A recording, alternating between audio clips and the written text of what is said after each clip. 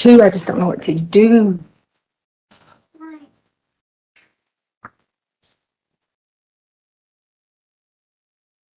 Well, devastating. Initially, Scott, I can't lie when the TMZ information. Gannon, I promise this is the last time I'm going to ask you. I'm just freaked out, okay? Are you sure you didn't do it on purpose? Okay, we promise. We promise. Pinky promise. Okay, all right. So listen. We're all right. We're gonna have to sell stuff to fix it. Okay. So we figure out what we gotta sell. We can sell the sofa.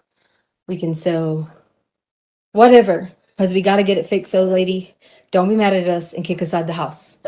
Okay. You got it. You got it. I'm just worried about my purse. Okay. Shh. Listen. So tomorrow.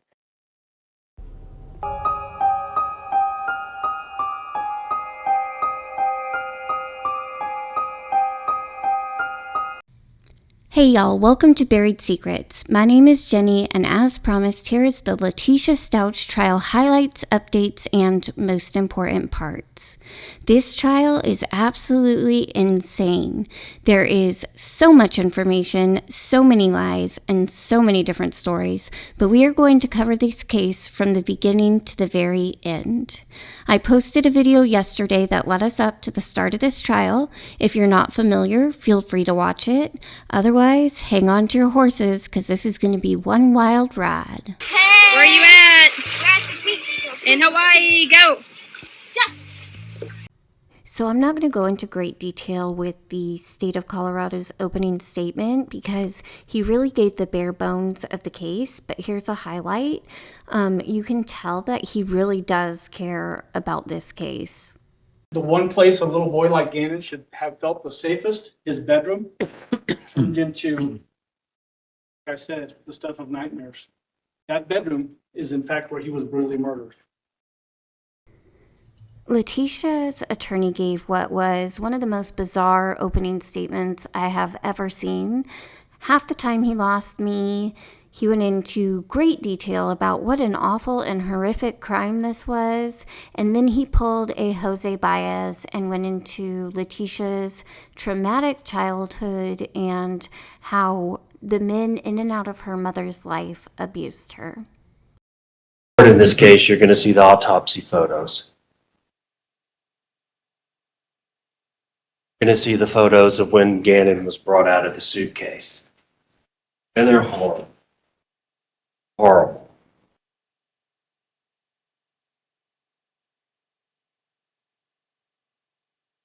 It was an awful, awful thing that was done to Gannon. You know, people will say, well, who gives a shit about what's fair for Miss Stauch? Ding, ding, ding! You are correct. The war fought over these things that we're dealing with today. I'm pretty sure the war was not about this. Old school laws, presumption of innocence, right to remain silent. Stuff that comes all the way back from old Boston and Paul Revere riding through the streets on his horse going, the British are coming, the British are coming. All I can think after hearing that is that he stayed up really late and Googled smart things to say while drunk and then put it into his opening statement. For the person that she was killing that day, attacking, I wasn't Gannon. Wasn't Gannon to her. Wake up that day and go, I'm going to kill him. No. She was killing the demons. Her life from the dark depths of her childhood and her life. Okay, Jose Baez. But behind those photos and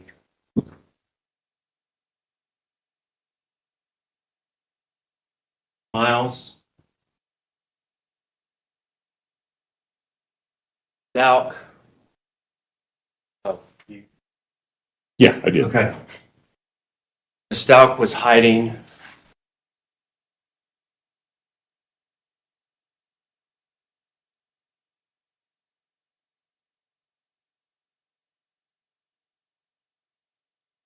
Stauch was dealing trauma and abuse. I just want to say that the clearing of the throat is not me. That would be the judge dying. That had been going on since she was a toddler. A troubled childhood. Mother wasn't really much of a mother. She had a line of stepdads or boyfriends or whatever. Her mother come in and out, come in and out, in and out, in and out of her life. From the time she was 3 or 4 years old, Miss Stauch, until she finally moved out. And she suffered. She suffered horrifically from these stepfathers, these boyfriends of her mother.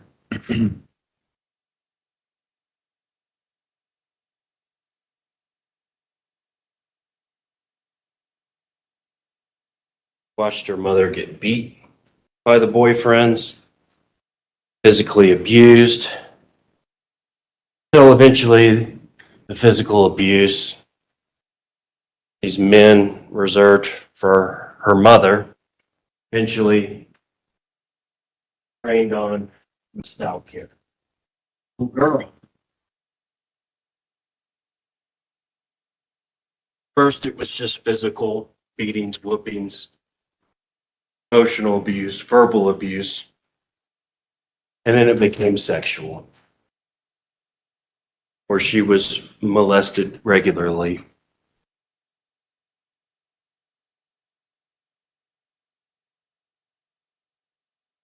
Five or six on until she was a teenager. Constant.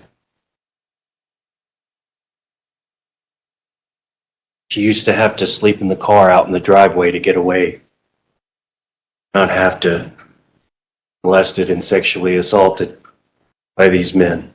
Sleep in the car in the driveway of her house.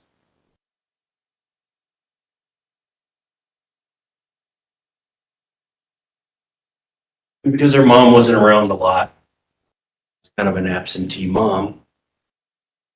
A lot of these stepfathers, if you could call them that,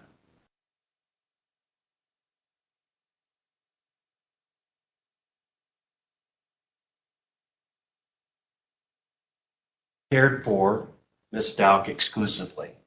Mom was out somewhere doing something, gone for several weeks at a time, and Miss Stauch, as a young child and a young woman and a teenager, was left in the care of these men.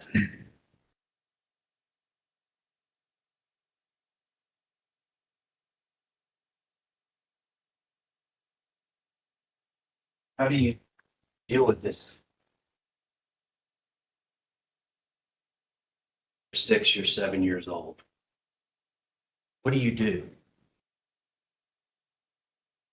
Physical abuse, sexual abuse, emotional abuse. How does a kid handle that?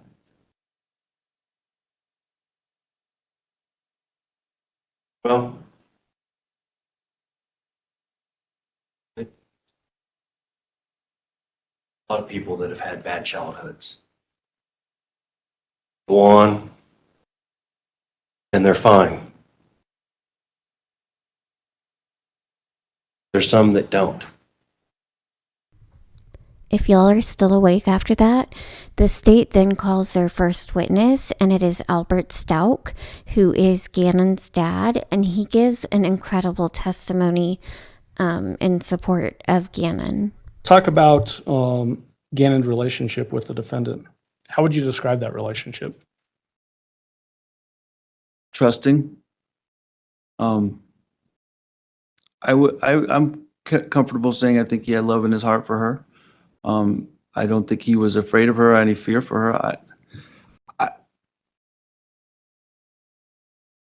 One of the things about Gannon that is special, and I think it's special about a lot of young boys, he absolutely loved his mom.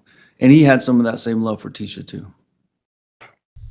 Remember that when Leticia picked Al Stauch up from the airport, that she went and rented a vehicle and told him that she had parked her vehicle at a school and got a ride from a friend to the airport because she did not want to put miles on her car.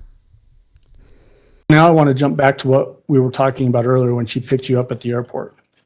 Did she give you a reason? Did she say why she wanted to drive a rental vehicle as opposed to her normal vehicle?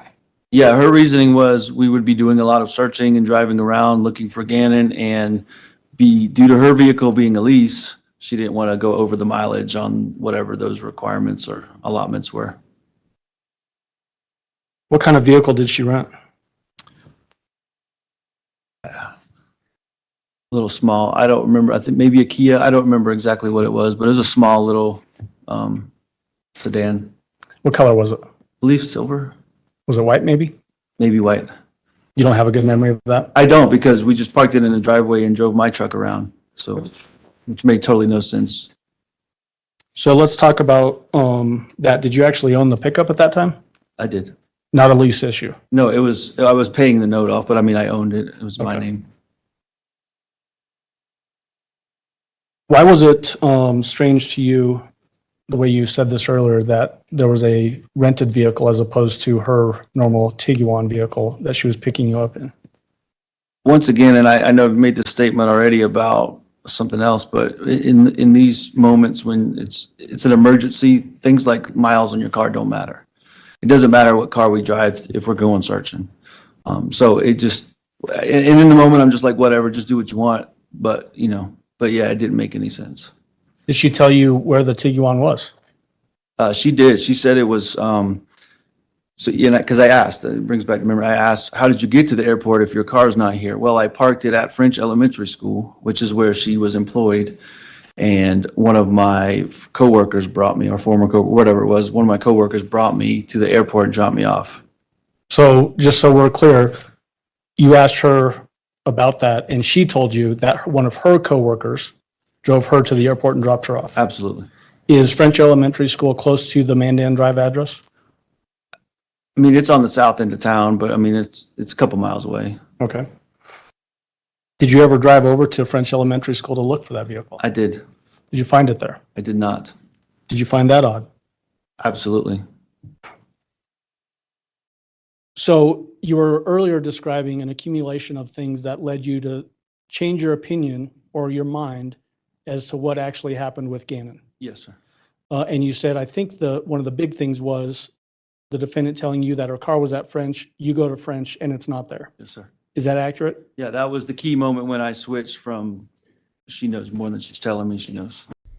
Through Al's testimony, we start to see what a liar Leticia really is and how often she plays the victim. There was a point in time where she raised sexual harassment claims that caused tension for you in your command in Alaska. Is that right? Yes, sir. Did that cause you issues in your unit? Yes, sir. And did that eventually lead to you transferring from Alaska? Yes, sir.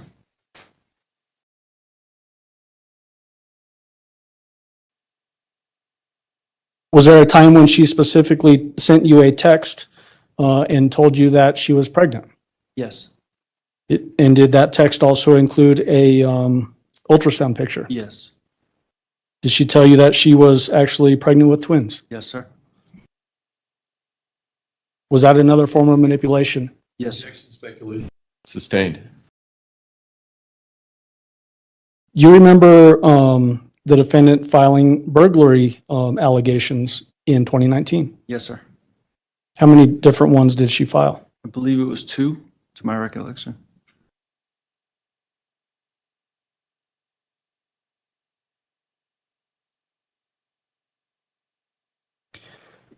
One of those specific claims was a burglary in the fall of 2019, correct? Yes, sir. And there were some things that she pointed to you to support that as being a valid burglary claim. Yes, sir. One of which was a hammer hanging from a string in the garage. Yes, sir. That included potentially somebody had maybe got into the attic access in the garage. A squatter is how she referred to it. Was there ever a squatter in your house? No, sir, no one was ever found. Did you have an ammo can in the house? I did, yes, sir. Was it dumped out on the floor and made to look as if someone had rummaged through it? Objection.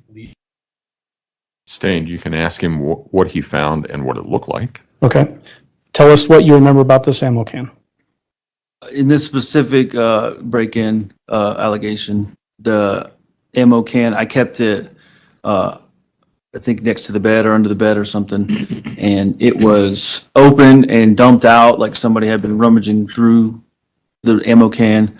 One of the clothes hampers was dumped out, and the bed was kind of pushed. The mattress was pushed off the box spring, just enough to look like somebody had forced their way through that area.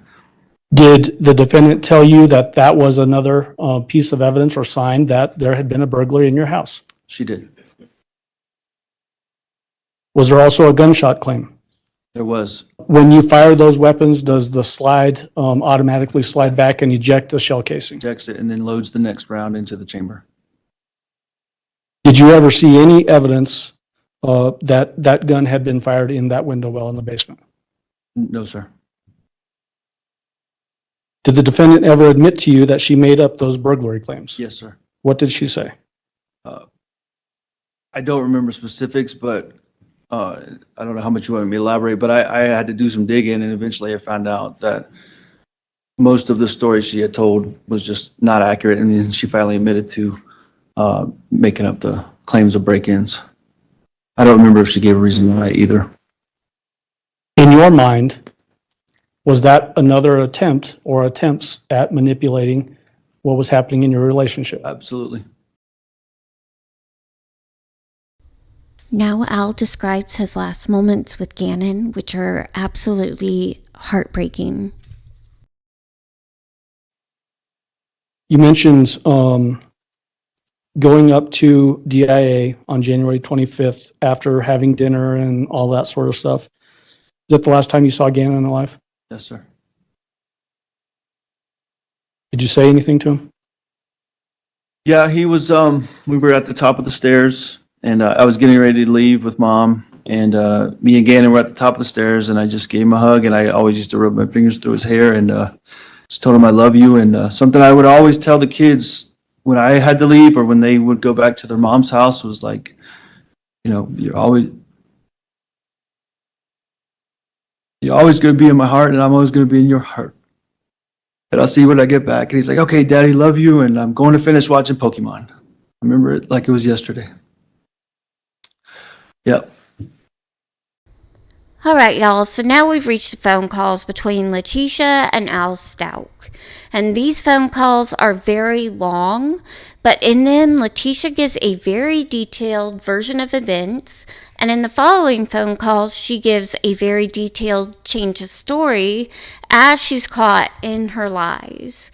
So it was very hard for me to try to pull the important information from these phone calls. So instead, I am going to play all of the calls, but they will end this video. So if you don't feel like listening to them or you have already heard them, feel free to move on to our next video once it's posted. If you do want to listen to them and you want to make it a little exciting, you could turn it into a drinking game and take a drink every time you hear Leticia say yada yada yada or whatever, because you will have the night of your life. So with that said, here we go. Job? That new MOS? Yeah, the guy wants to talk to her about it. That's why he told her, he said to come in, but we didn't have a way, so we explained that to him. So we didn't have a way. We don't have a way to get on base because they have IDs. They have everything. It's in the book bags, everything. Okay. What were you talking? What is C? What was that thing you said you called? I just popped in my head. CIB or something? Yeah, you guys, I'm trying to talk to you about like help, and they're not. I'm not downing or talking about anyone, but they don't need to be the lead agency if they're not going to lead. So the Colorado Bureau of Investigations can even look at it from a different approach. So I called the Colorado Bureau of Investigations and I talked to someone, and they're going to call me back. What did you tell them? I didn't say anything bad about anyone. I just said there's a lot of key things that they're choosing to leave out. And I said it's becoming a witch hunt after one person. I said when they're barking up the wrong tree and they're not even following what credible things that I've told them. Like they want tips from the public, but the public was not there. Well, what credible things have you told them? That's what in our emails I'm trying to, and I know you said you were waiting to talk to me and everything, but what is it that you've told them? Because I know we had some, uncertainty about some of the things initially, and that's fine, but like what is it that you told them that they're not looking at? What is can you walk me through it? I know I asked you for that timeline. Hold on a second, I can't breathe. Give me 1 second. Take your time. Just try to get some deep breaths. I'm just trying to put the window down on this stupid thing because, it's hot. And like I'm having to like run into people I don't even freaking know. They could be mad killers and shit to be like, hey, can I use your phone? Hey, can I sit in your car for a minute? Hey, do you think I could drive your car to the store? I know I'm starting to feel some heat too. Like I told you when I went to Bass Pro Shop last night, I wanted to get some clothes, but I was trying to hope to run into you on the north end, like you said you were out there, but Yeah. Well, like I said, I was just trying to hope to bump into you or something, but I feel like I'm having to hide now. That's why I went and got some redneck clothes, like the clothes that you don't like, because all those nice clothes I have at the house that you got me, I would just stick out like a sore thumb, and I'm just trying to hide too. I don't know how long you got, but I just wanted to start with you for Saturday what I have. Okay. Listen, I scooted away for lunch, so probably hour and a half, so we got plenty of time. All right. What do you mean scooted away from lunch? You don't have a car? Yeah, I got a rental car. Uncle Jeff helped me out with a rental car, but I just had to get away from all them people, like I've been telling you. It's just crazy. So. You stand by yourself? Me and Uncle Jeff. Okay, so your Uncle Jeff is there with you. Yeah, Okay. it's been like me with my family members the whole time. So how long can your Uncle Jeff stay? I have no clue. It's people been kind of jumping in and out, but I just didn't want you to be by yourself because I've been trying to be with you because I don't think that you should be by yourself with them because it's a bunch of vultures. That's all. yeah, I'm starting to slowly see that. So, but yeah, let's just timeline because I want to hear your timeline so I can try to make sense of it. Saturday, okay. You said you wouldn't question, you would just listen. Saturday. Hold on, Tisha. Saturday, what do you mean Saturday? Right before me and Mama left. Saturday. After you left. Okay, gotcha. Okay. So this is the paper I have. I had to get it notarized because that's what that guy said to do. Right after whoever found us and took Harley's car, that's where we had left from was the attorney. But anyway. Alright, so I'm going to just go through certain things. I'm not going to read it verbatim how he did it because it would be more of in law terms. But, key one, Albert and his mom left for Denver. We put DEN in there. Around the house, cleaned up. G helped with stuff. Helped me get stuff out of his car. Gannon's always barefooted because that was something that he asked me. Even taking the trash out, things like that. He took the trash out. He stepped on something in the garage. So my car parked. You had those boards that were underneath my car, right? Yeah. Gannon was going to go help because he was saying that there was some kind of piece out there that was going to help me. You know the little zip ties that you have on things and it's hard to get off? Yeah. So he knew where something that to go pop those off. So he was going to go get it because I had bought them some things from the clearance store.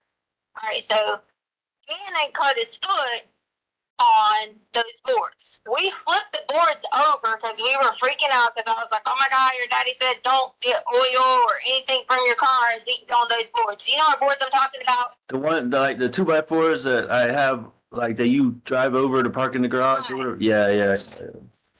So I let Gannon sit down in the back of the car. You know how funny I am about my car.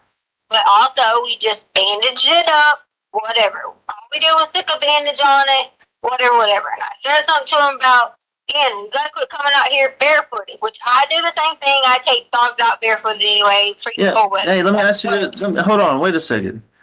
I'm just thinking here, and I'm going to listen to everything. Just something that popped in my head. He always goes out the front door to do the trash. That's so weird.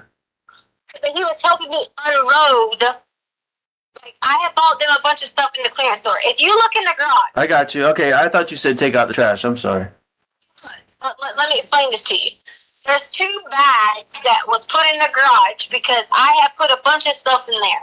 I went and bought them a bunch of crap that went on sale from the clearance store because they were changing over to like warm weather stuff. But obviously in Colorado, you can still wear the cold weather stuff. Which I saw Lena online wearing, so therefore I knew it was in the house. Anyway, so my point was, he was really, helping me out, whatever, just talking to me about something. Who knows what he was talking about? He tells me about video games. I listen, but I don't understand them. Anyway, so he was bleeding on his foot, and we turned the boards over. Because I was like, oh my God, I was going to freak out, because these are the boards. He said, don't you get oil on my car, don't drip on my car, whatever. All right. So, during this time frame, was supposed to be taking the trash out. I said, you might as well go and take out recycle, whatever. But Gannon kept going to the gate with nothing. And I kept saying, why are you going to the gate? He was like, I'm going to make sure the gate is locked. Well, okay, this is the first I'd known. I knew we were talking about locking the gate, but I didn't know Gannon had the key. I thought maybe you just had the key yourself, whatever. I didn't know Gannon had the key. Babe, he didn't, but hold on. He had the key was in our room in the on top of the dresser the whole time. Remember, he kept. Yeah, I didn't pay attention or remember. All right. So he kept going out there with the key and saying that he was checking to make sure the gate was locked. Okay, benefit of doubt, maybe he was, because we had talked about making sure that gate was locked, or talking to somebody. I don't know. I'm not speculating. I know I got on him about, hey, doing this. Yeah. So underneath there was a rug. That rug that we stepped out on, it was a rug. There was blood on it. I had walked on it, and I was like, Gannon, we probably should just throw this away and find a new rug to put out here. So what rug are you talking about again? So the one in the garage. Right. Yeah. When you step down, there was a rug. I said we probably should just throw this away. Said because we can always just get another piece or another rug, or I'll go to Dollar Tree and get a rug, whatever. I got you. Okay. So that was that. Okay, so then on the next section, it says, I replaced rug, blah, blah, blah, blah. Okay, yep, bam. All right. And then it says, we came in house, and he immediately ran downstairs to the room.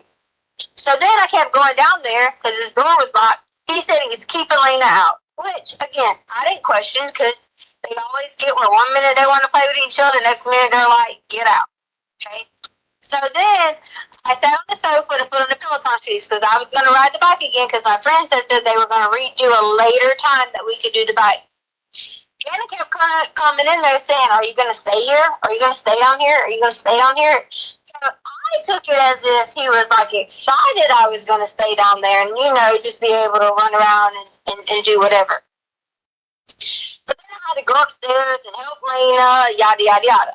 So I got on my statement, it says I was back and forth, but came back when I heard a loud noise. So there was a loud noise that happened downstairs. So of course, I run back downstairs and realized, or so I thought, was a box or something fell over in the storage room. Sounded like something was really loud in the storage room, but I assumed that it was a box. Gannon had his door locked, so I knocked on the door. Of course, I'm like, hello, because I hear a loud noise. And so he opened and said I couldn't come in. And I was laughing. I'm like, why? And he told me he was doing something. I don't remember what he told me he was building. I'm sure it was something about the Toy Cons or Joy Cons or whatever. I didn't think anything of it. Just, okay, he's building something, whatever. But there was a loud noise, and he was in his room.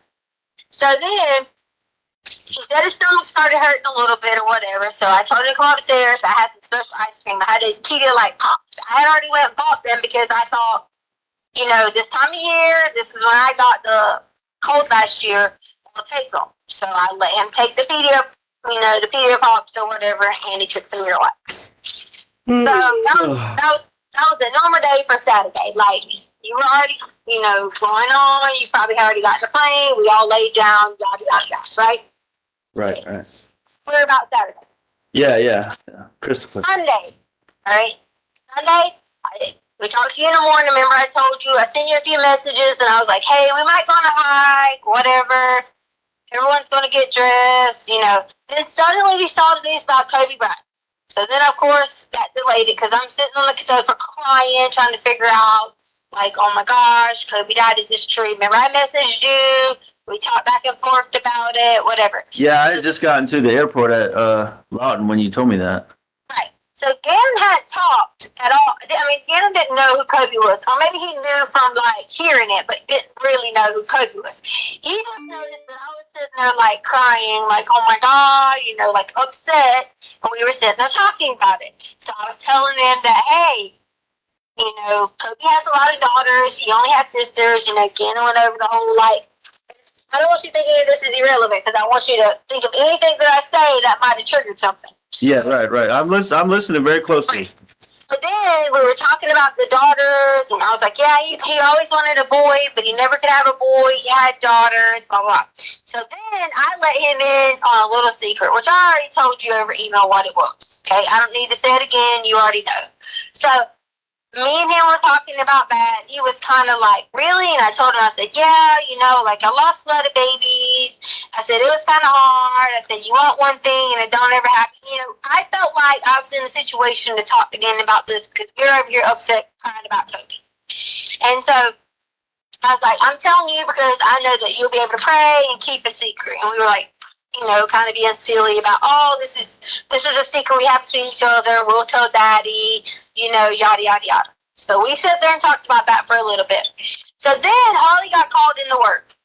So I was like, crap. We had everything packed, ready to go on a hike, had the Yeti, had everything. We were going to plan on staying for a while and then go get dinner. Well, she got called on a hike. So we decided to take 2 hikes. So this is where all this confusion comes with. Hike, Harley went, hike, Harley not went. So we took the dogs on the hike through the trails in Morrison Ranch. So if you leave out of our neighborhood, go out to the side, go up to the little whatever, you could take the dogs on a trail, come back, yada, yada. So that's what we did first. Came back. Gannon had his water pack. I'm sure you saw the pictures online from Garden of God that some other creeper people took. He had his water pack on his back or whatever, so we got ready for round 2. So hike 2 was Garden of the Gods. So then it says, Garden of the Gods was our hike 2. So we went about 2 miles in, lots of talking about things. G asked me, did I know any of his mommy's friends from Coastal? It was a random thought process. So I just figured he was trying to be curious about it. I said, and did I remember Brian? And we laughed about some new friend named Mike, too. So we were just having this conversation about whoever these people were. And I was like, I don't know anybody named Brian. And I don't know anybody named Mike, too. I guess a new Mike or whatever. All right, so Gannon's stomach hurt. And he was, Gannon's stomach hurt. And most of the night he had a stomach ache and he tried to lay down and poop and stuff like that. So during this time, I'm messaging you, which you're probably tired, jet lag, whatever. It's like, hey, Gannon's stomach's hurting, yada, yada, yada. Right. If it happened regularly, he would get, whatever. So that's when he asked me about the bath salts. Still, hadn't talked to you about it yet, didn't know whatever. He took a bath, and then I gave him a bath salt, because I thought, maybe he just wants to be clean. Whatever. Bath salt. I didn't know any of that stuff. So then, next section. She All right, literally so just said was, next section. I don't remember exactly who took the bath first, but everybody had their bath. Everybody was doing their own thing. Gannon was like going back in his room. I said, okay. So then here's my next note. All right, Albert had grounded Gannon from the switch. I understand he said he was still grounded, but he could get off, the next day. He'd been in his room most of the night. I knocked on the door. He said he was playing with Grayson. I ain't never heard of fucking Grayson before in my life. So again. Grayson? He said Grayson? He said Grayson. Okay. So in my mind, I thought, who the hell's Grayson? But I didn't see anybody in the room. Obviously, I weren't like looking under beds or anything like that. Honestly, I thought, those kids at 11 still have imaginary friends? Or are they talking, is he talking to somebody online? Because he's not supposed to have, like technology. Yeah, right. Given the, I said right, yeah. given the benefit of the doubt, I didn't say anything else. I just said, oh yeah, okay, cool. Well, Grace and I said hi. I laughed it off, went off about business, didn't see anything. So later on, I don't know the exact approximate time, but I saw he was on the sofa. And I was like talking to him. I was like, "Oh, you want to sleep out here tonight?" Or Oh, what, downstairs sofa? yeah, Yeah, I got you. Okay. I'm like talking to him about tonight, whatever. He told me that his Uncle Matt was going to visit. Okay, so I don't know who the hell Uncle Matt is. So I was just sitting there like, okay, that's when it dawned into me that he had to be talking to someone on something, because Grayson, I have no clue who it is. Matt, I have no clue who he is. Then I was like, this can't be characters in some game, because it didn't sound like some game characters. I don't know Uncle Matt, and I don't know Grayson. So he was talking about his Uncle Matt was going to visit, and I thought, okay. Again, trying to be sensitive to the fact that I know that he probably has friends, family on the other part of the country that maybe he was missing or whatever. So again, I was like, boy, yeah. So again, that's my statement. So again, I was like, boy, you need to stay off that TikTok. You're being silly. Because I already told him he needs to stay off the TikTok. He was being silly. All right, so I went upstairs. He was on the sofa to watch TV. I told him I'd come back later with him because he wanted to watch something on the show, but I had to get Lena ready, and I promised him I would let him stay up 30 minutes later. I said, I was upstairs, getting Lena ready for bed, yada, yada, yada. Well, then, out of nowhere, the alarm is going off. It didn't start with anything other than the alarm. Lena had laid down. I had went in the room. I was sitting there with the dogs. I don't remember exactly what I was doing, but I was doing something on Roku. I hear the alarm go off. So I walked in the living room, hit the alarm code in. And I'm just like, alarm code. And it stopped. So I thought, who in the world, was on the alarm code? Then it beeped again. It kept going. And then it started fire. It was yelling loud, fire, fire, fire, fire. And I'm just like, fire? And I look around. See any flipping fire anywhere. So as this goes on, I'm like, okay, put the code in again, it stops. So I'm like, okay, I might get on the phone with ADT because something's wrong with this thing. Remember when we were out of town, the neighbor said she smelled gas and her thing was going off, but then they didn't find anything? Yeah, right. So I was thinking maybe it's something to do with this. So that was how my whole process was. So then, at that point, I was like, the carbon monoxide thing started beeping. And I ran in there when Lena was at, and I said, Lena, are you asleep? Because I knew, unless I was under some adrenaline rush, and this is not being mean, I would be able to just pick Lena up and yank her out of bed. But luckily, she hadn't fell asleep all the way. I said, Lena, because I thought I was being crazy. I said, you hear that? It said fire, right? She's like, yes. And so I grabbed Lena, run her outside, run her with the dogs, give her the keys to the truck, throw them in the truck, and I run back inside. Still don't know anything, and then remember, oh my God, Gannon. Sorry that for a second I hadn't remembered that because I was trying to still figure out when the heck I'm fire with that. So I run back downstairs and realized that there's smoke downstairs. I couldn't get it. I was coughing and choking and couldn't get through the smoke part. Run back to the garage. You had these little mouthpieces that you could put over your mouth. Yeah, dust protectors, whatever. So I grabbed one of those, put it over my mouth, ran back downstairs, and when I ran back downstairs, again, I was still asleep, not knowing this was going on, and there was fire. I took the cover. There was a whole bunch of tons of cover that was inside that little tan thing, and Gannon had on or whatever, and I just jumped on them. I don't know if that was the right thing to do. If it was the wrong thing to do, I'm sorry. But I just jumped on it and kept jumping on it, and Gannon was right in one of the covers. So Gannon did burn his arms. Wasn't bad. It was almost like, how you get a little bit of oil on it, and it's just underneath the skin, but as long as y'all peel it, it's fine. Yeah, but hey, Tisha, which arm was it? Both arms or like this inside? I mean, but like how was it? So, because I remember we talked about that before a little bit, but we never got it. I feel like it was across the arms. Like I feel like it was, and I told the investigators this. I said, and I don't want to skip to this part, miss this part. But remind me that. Say this later. I told the investigators later that I said I probably should have looked a little more in depth at his arm. What if he's hurt? Yeah. Because it could have been, like he wasn't complaining like, oh, it's hurting. He wasn't saying anything along those lines, but I should have looked a little bit more in depth. Honestly, we ran. So we ran out. I'm sure they got the footage of us, me running out first, because Gannon was grabbing his cover, running out behind there, because he was caught. Hey, what time was this so I can maybe tell somebody to look at the footage? Well, I mean, I told them originally, I don't have access to the ADT now, but I told them because the ADT said it had an alert for fire.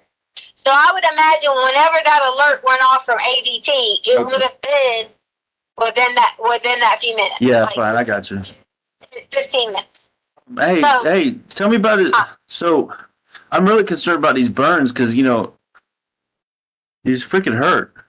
Like what? Right. What were they big? Were they small? Like what was it? Was it from the candle wax or what?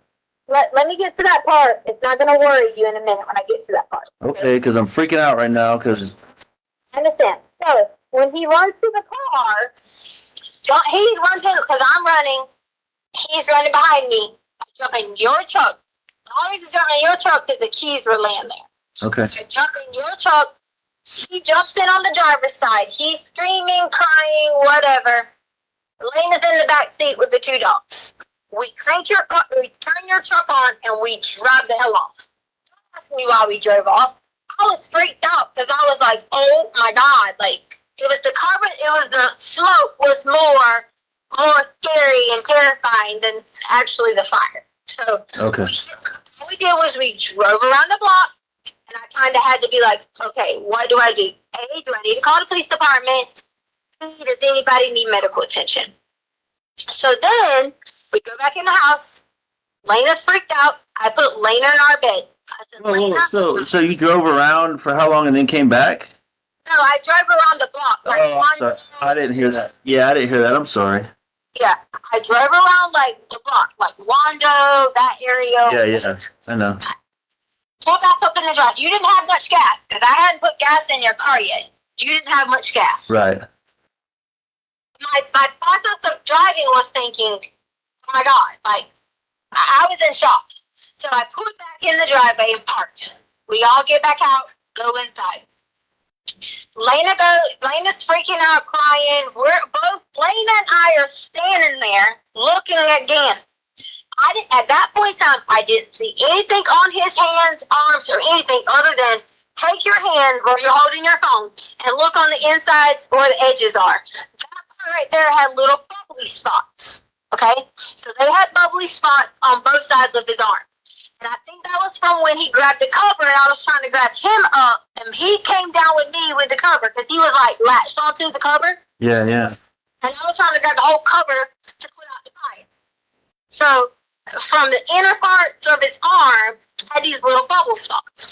So you said both sides or is it just the inner parts? I'm just trying to, because this might be key information. Like both sides, left arm, right arm.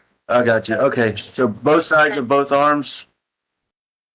From what I remember, both sides of both arms, because he had, when Gannon was laying down, I grabbed him to get him up, okay, because I remember it was that, oh, God. It's one of the covers. I grabbed him to get him up, whatever.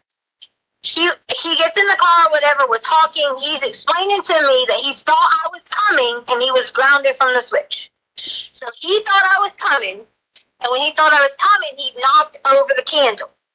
Okay. Because apparently he was playing the switch when he shouldn't have been playing it, which is fine. But he had the candle on the couch, I guess, right? No, he had sitting on some kind of little, that little white thing that was sitting next to the couch. Okay. Oh, I got you. I don't know if the candle fell over. I don't know. I know that when I got there was a fire, and it was on his cover. So I was trying to rip the cover out of his hands to get him up and like jump on the fire. They have pictures of where there's burn marks on my elbow where I jumped on the fire. So we get in the car, and he's crying and screaming and telling me he's sorry and he don't want to get in trouble because of the switch. He was on the switch and he shouldn't have been on the switch. And so we drive around the block, and I'm like, it's okay, we'll figure it out. Honestly, I flipping lost my mind because I thought in my mind, like, had I not gotten downstairs when I did, had I not heard it or the alarm system or covering outside or whatever, if I would have hit that couch, I don't know that I could have gotten to Gannon. And that was my biggest thing that my brain was sitting there like freaked out on. Come back inside. Lena's terrified. I said, Lena, go lay in the bed. She's laying in the bedroom. Gannon was like, he doesn't want to go back to his room. I said, okay, will you lay in Lena's bed? He said yes. He started to say he was cold and had a little bit of shivers. And so I was like, Gannon, I took him and put more clothes on top of him now. Blame it on me, whatever. I didn't take his clothes off to go through anything, but I asked him, was he hurting? And was anything else, whatever. He told me it was just his arms. So I didn't see anything that would have thrown a flag that I had to be like, oh my God, emergency or think like that. I didn't see anything like that. But if his arms was bubbling, that's not an emergency? Well, it hadn't broke skin. Like, it was just like underneath. It hadn't broke skin or whatever. Okay. All right. In my mind, I'm like, okay, let's evaluate the situation, tomorrow and see or whatever. It wasn't burn marks like carpet burn or like, anything like that. It was bubbly. And I told them from that, I said, I honestly probably could have, got him in the car and said, hey, can you just check this out to make sure?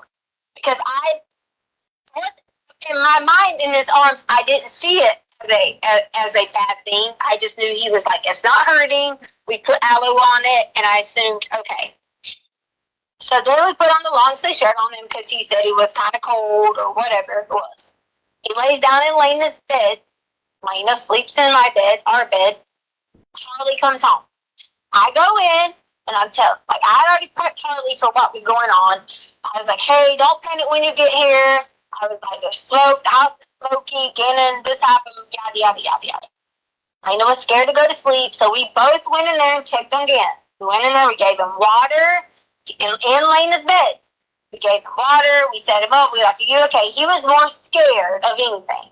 And so I panicked. Of course, I was like, whoops, someone said something because I said sell the couch. I wasn't talking about sell the couch to fix the daggone carpet. I was talking about, like, I would get rid of that couch and get a new couch. Don't panic. Like, my point was, honestly, I wasn't even going to tell you because I was like, Gannon was scared of being grounded a year. And I was like, I'll buy a new couch. We'll fix the couch. We'll replace everything in here. Don't worry about it. And that was my hope. That as long as you promise me you didn't do it on purpose, you didn't purposely do this to hurt yourself or hurt somebody, we will fix it. And that's how we ended on Sunday. So Gannon was still like, upset. He was not only emotional about the situation, his stomach was hurting. So that's where we were at with Sunday. Okay. You give me 1 second to pee. Yeah.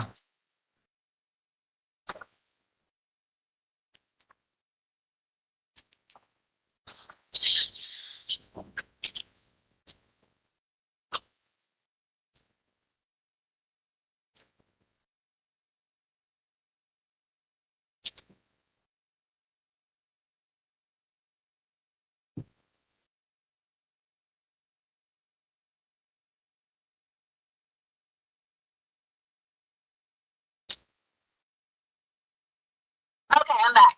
Right. All right, so later on in the night, Gannon woke me up a few times. He said his stomach was getting worse. He hadn't pooped yet. I messaged you, but you were already asleep. And I was like, hey, Gannon wants to know if he can stay out of school tomorrow. He's scared of pooping in his pants. I think you probably were still asleep. You might didn't get it until the next day, which is not your fault, my fault. It was time zone and tiredness and whatever. Yeah. I I stayed up with him a few times in the bathroom. Finally, I was like, okay, I wrote you back. I said, I'm just going to make the decision that Gannon can stay at home tomorrow because he is so terrified about putting in the pants. So the next morning, I called the nurse's line and I asked the nurse's line about his stomach and giving him Miralax and yada, yada, yada. You talking about the TRICARE nurses line? No, the urgent care nurse's line right in front of Fountain and whatever that road is. I got you. So I called them and I said, hey, I know typically people are constipated, you give them Miralax, yada, yada, yada. He hasn't really went to the bathroom and he has blood coming out his butt. And so they just basically explained to do the best she could to get him to pass, and if not, then we needed to call our care provider, whatever. They started beating me up over that, saying you didn't need to have a referral to do this. That wasn't what I was trying to say. I was trying to make the point of, does the boy need to have, anything done, or can I just give him, an enema or something like that? Because I already talked to him about that. So if this don't work, you want me to give him, an enema or something, because it was a big old turd he was trying to get out. Yeah. So then, that morning, we were I said, Gannon, I'm going to stay at home with you today because I don't want you to stay by yourself. Now remember, we've let Gannon stay by himself. He's been responsible, whatever. But in this state, as in his state that he was in, not feeling well, stomach hurting, bubbling a little bit here and there, him being embarrassed, I made a decision that it was not okay for him to stay there by himself if he was sick. If he's on normal times, taking care of his sister, playing his Switch, doing his thing, then that's fine. But I said, Gannon, you're going to need to go with me. I said, there's a few things I need to handle today. He asked me what, and I was going to look at a bike for you. This guy that was on Craigslist, because he had this bike, a touring bike, and I said, you want to go with me to look at this touring bike or whatever. And that was Monday? Yes. Hey, so did you give him Miralax or the enema or anything like that? What else did you give him? I have in this notes what day I gave him Miralax. All right. Trying to poop regularly took, that was the bath salts day, to Saturday. He had Miralax on Saturday. Yeah, here it is. I gave him ice cream and said it had special stuff. Because I was telling him it was really those Pedialyte ice cream. Yeah, right. Yeah. And took Miralax. That was on Saturday. So, hold on. I'm trying to just, because, obviously I'm worried to death about his little arms.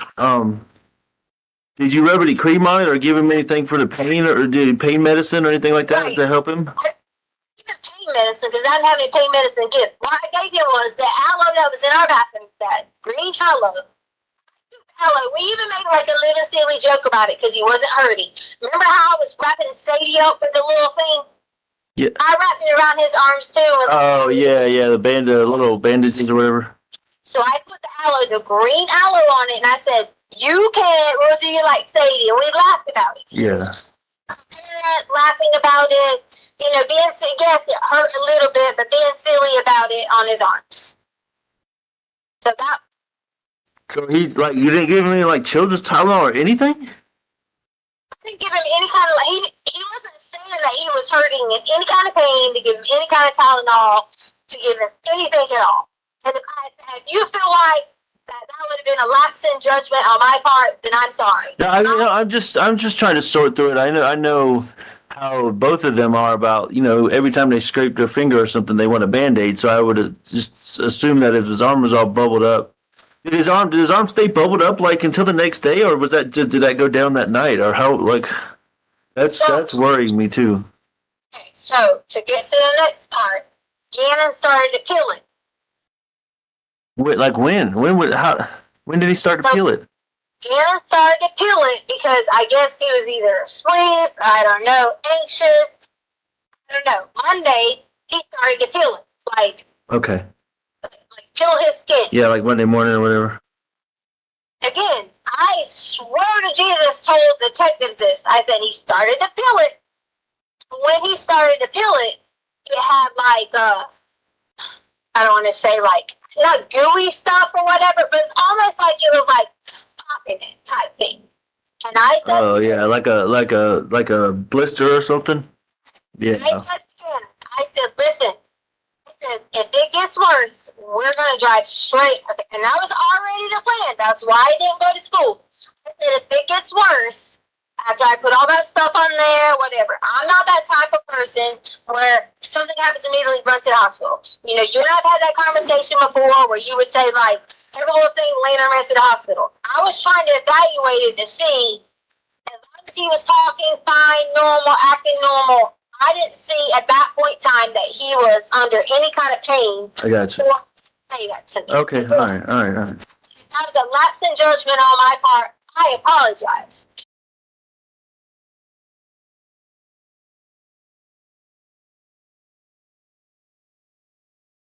But he started to peel it because, you know, obviously he starts to peel things and pick things. So along with peeling that, he started peeling his fingernails.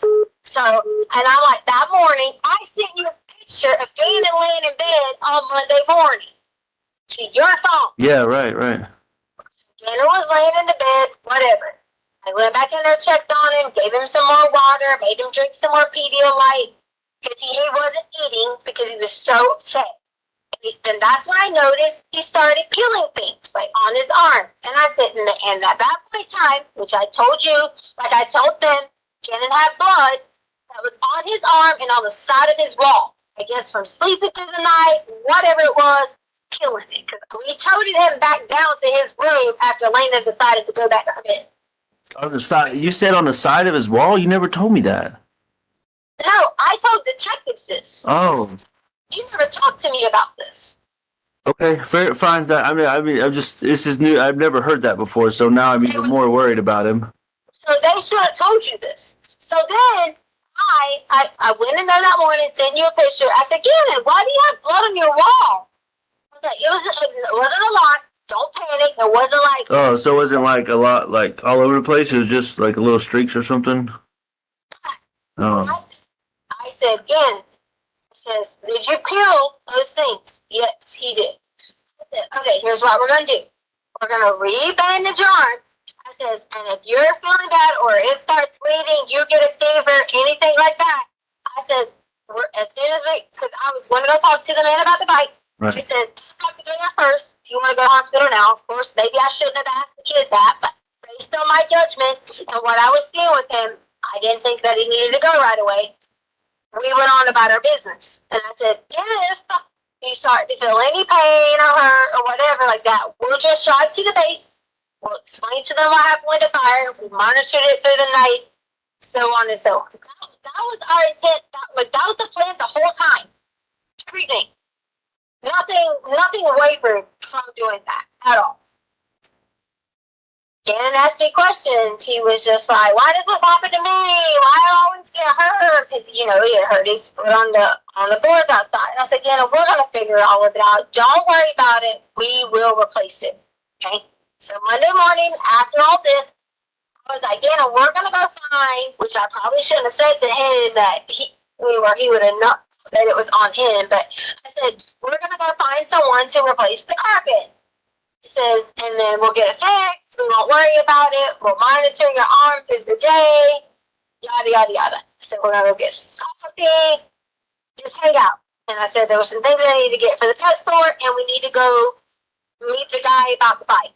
The plan was, that's the reason we drove the truck, because if I end up blocking the bike, I was going to put the bike in the back of the truck. Yeah, I got you. And also knows that when we left, we took my softball bag, Charlie's softball bag with that, stuff like that in it, helmet, because I was asking him, did he want to stop by to look at those hockey skates? So we took any of that old equipment that I had, and we loaded it in the back of the truck, which was the long Easton bag I have. Yeah. So you took Harley's bag? Harley's bag, because she don't use that bag. The little book bag, the softball bag that's like a book bag. Right. Oh. So we were going to take it to the sports place and see if they did like trades, whatever. Yeah. we were going to surprise Lena when she got home if I could got him 2 new things of skates or hockey skates or whatever. Because You talking about Play It Again Sports over there Right. that we went to? that's why we were so far across town. I gotcha. All right, so that was our plan for Monday. Go to Play It Again Sports, get some coffee. We needed to get gas, and we were going to monitor his arm along the way. Go check on the thing about the bike. Right. We go to, drive around. I think we went to Dunkin' Donuts first, and then the gas store, or it might have been by its first. Like over by our house, Dunkin' Donuts. Went to Dunkin' Donuts by our house. Dunkin' Donuts Sharon lady already released the video of us going there. You can see my arm reach out the window. If I can grab. Sorry, I didn't mean to say F, and I'm just over all this. Grab the coffee out the car. Then I turned around because I was about to get Gannon a Frappuccino, but he said he didn't want any.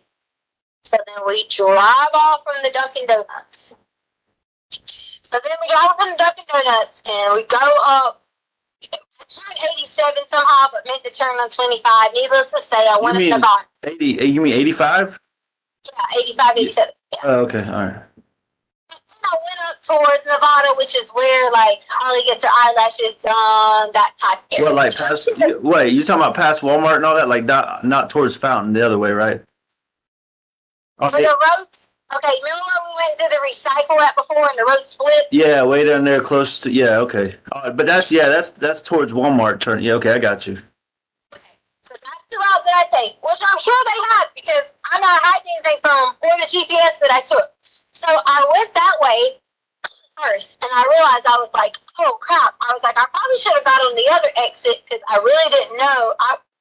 Not lately, I've been trying to find my way around, like what exits to get off of, things like that. So I get off and realized, like, oh, this is the way to where we went to the recycle thing at. So I just kept driving and it ends up making a curve and turning you back to 25, Nevada, and all that. And I was like, oh, there's the Petco. I was going to go to PetSmart. But we ended up Petco, so whatever, same thing. Petco, you went to Petco like way over there? That's the only Petco there is. I don't know. The only one I know is the one we went to by Target that one day. I might know Holly's work. Yeah, that's PetSmart though, isn't it? Right, that's what I was saying. I got you. I was going to go to PetSmart, but I went to Petco. I got you. So I go to Petco and walk inside. Gannon wanted to stay in the car playing the Switch. He was like, you want to stay in the car playing the Switch. Again, Colorado law is he could sit in the car at 11 years old. Oh, so he took his Switch with him. Right. Oh, I didn't know that. Yes. He had his Switch, playing his Switch in the back of the car. You talking about a truck, right? Yeah, I'm sorry, in the back of the truck. Okay. So he was playing his Switch in the back of the truck.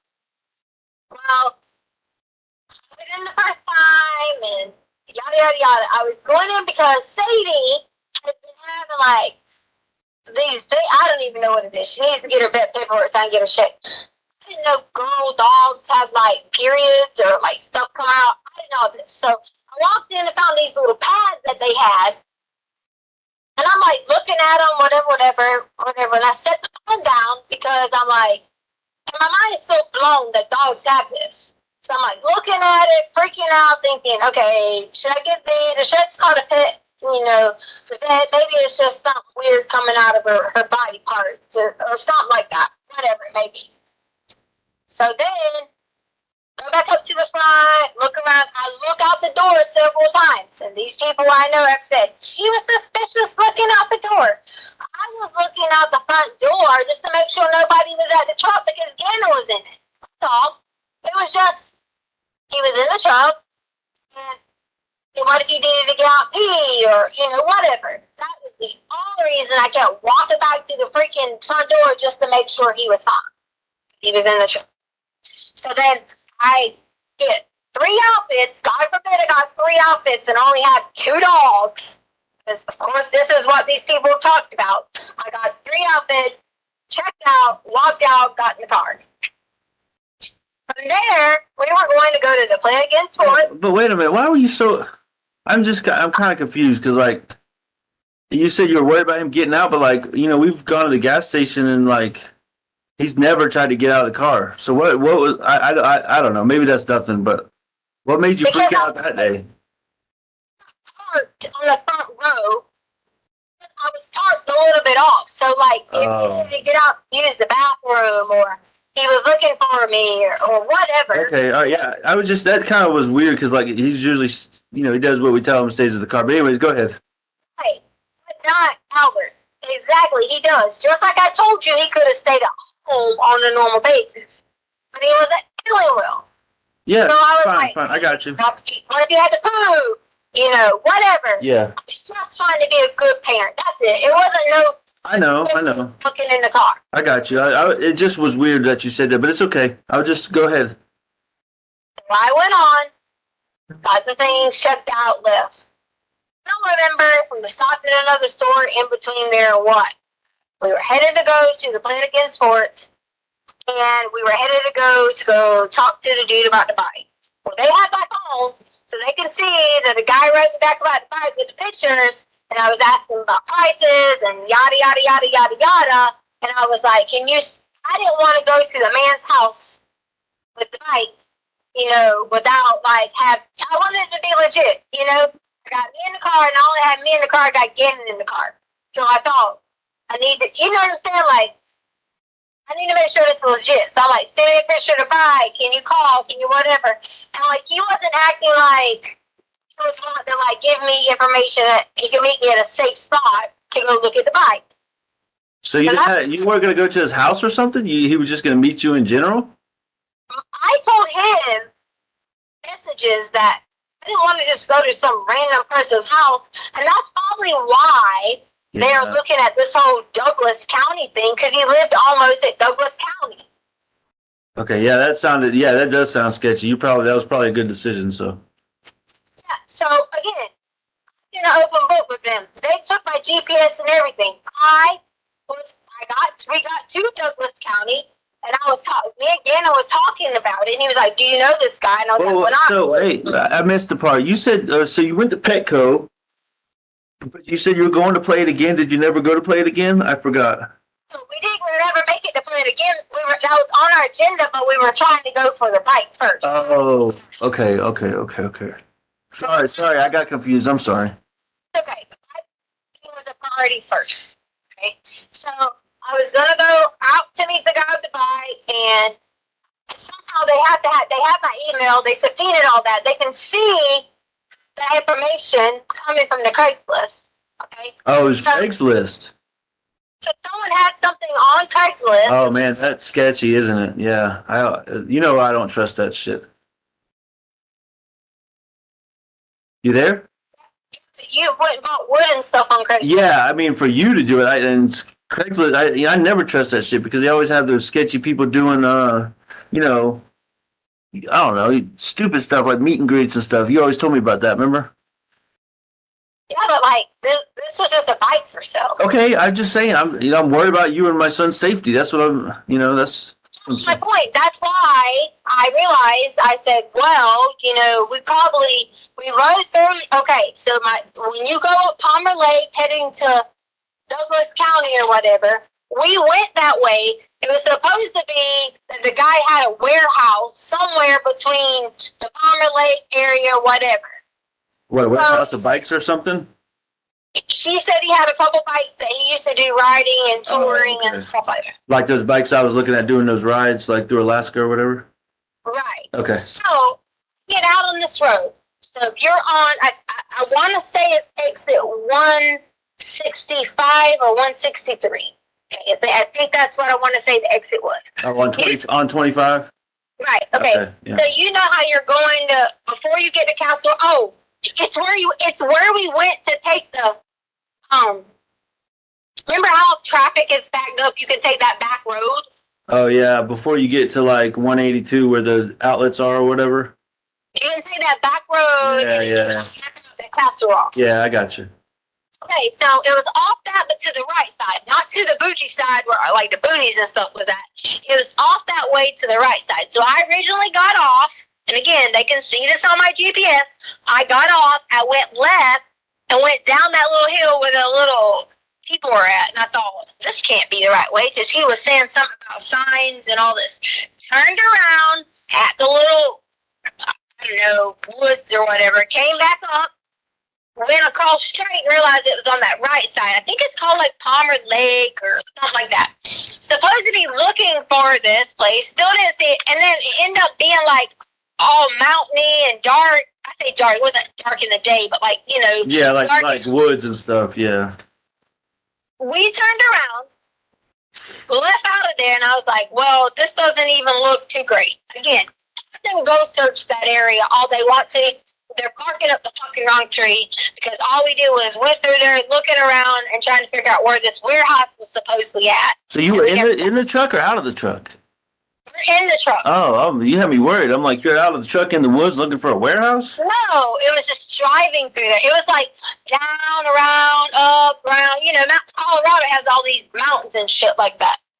So I came back out, got back on 25, and was like, crap. I was like, I don't even like think that was a good place. Me and Gannon was like, why can't we just go buy it in the store? Don't they have them at Walmart? And so we were like talking. I was like, yeah, I'll just figure out another place to get a bike. Because the whole thing was I was going to buy you the bike and surprise you for Valentine's Day for it. That was like the whole shebang. Yeah, I would love that for sure. At this point, we never got to play it against sports because it was approaching the time that we needed to be headed back. Okay. So I said, Gannon, I'll just come back and go to play it against sports again later. Don't worry about it. Your daddy and I have been talking about getting hockey sticks. So we come back up, heading back towards the house because, we had to get back to Lena. Oh, I forgot to tell you a point that we left that day because I put my notebook down. Let me go back to this on Monday. Just to jump in real quick. So, as you can see, Leticia is trying to explain why her GPS is going to show her certain places, why they found blood on Gannon's wall, why there was blood in her car. But she is literally reading this from a notebook that she carries around with her, not just when she's talking to Al, but also when she's getting interrogated. And that is something that they said they have never seen before. She went and knew that she would be caught in some of these lies. So she sat down and she explained it away. But what is most concerning is how easily this woman lies. It comes out smooth as butter. Like, she is a pro at this because she does not even take a breath of air in between these lies. Purposes, we're playing People's Exhibit 35, which is that pretext call on February 13th, 2020 at 1:11 p.m. Yes. When Gannon and I left, we found someone in the neighborhood who was working for the Lorson Ranch people. So this is why I came back to you and said I didn't think it was the carpet guy. I say working for the Lorson Ranch people. I don't know who he worked for. Like whatever that Emory Homes or whatever it's called. He was working for the home company. I approached the guy, asked him, could he go fix the carpet? That was before we even hit the road. So that was before Dunkin' Donuts and all that? Yes. Oh. Yeah, I meant to tell you this. So it was before Dunkin' Donuts and all that. So I gave him the garage code because he apparently worked for the company or whatever. I gave him the garage code and told him I had money sitting on the counter because Charlie was I remember I've been playing those lottery ticket things. I would get tens because I was like, well, he could just have those tens and I'll get more money from it. That's why I had one on the lottery. Well, that's why I thought that the carpet person, had access to the house, whatever. Come to find out later on, he didn't even make it there, but I'll get to that point when we get there. Why would you give him access to the house? Well, because he was contract, like part of the people, and Gannon was with me. Okay, all right. So I didn't think anything was a threat if the children were with me. Yeah, I got you.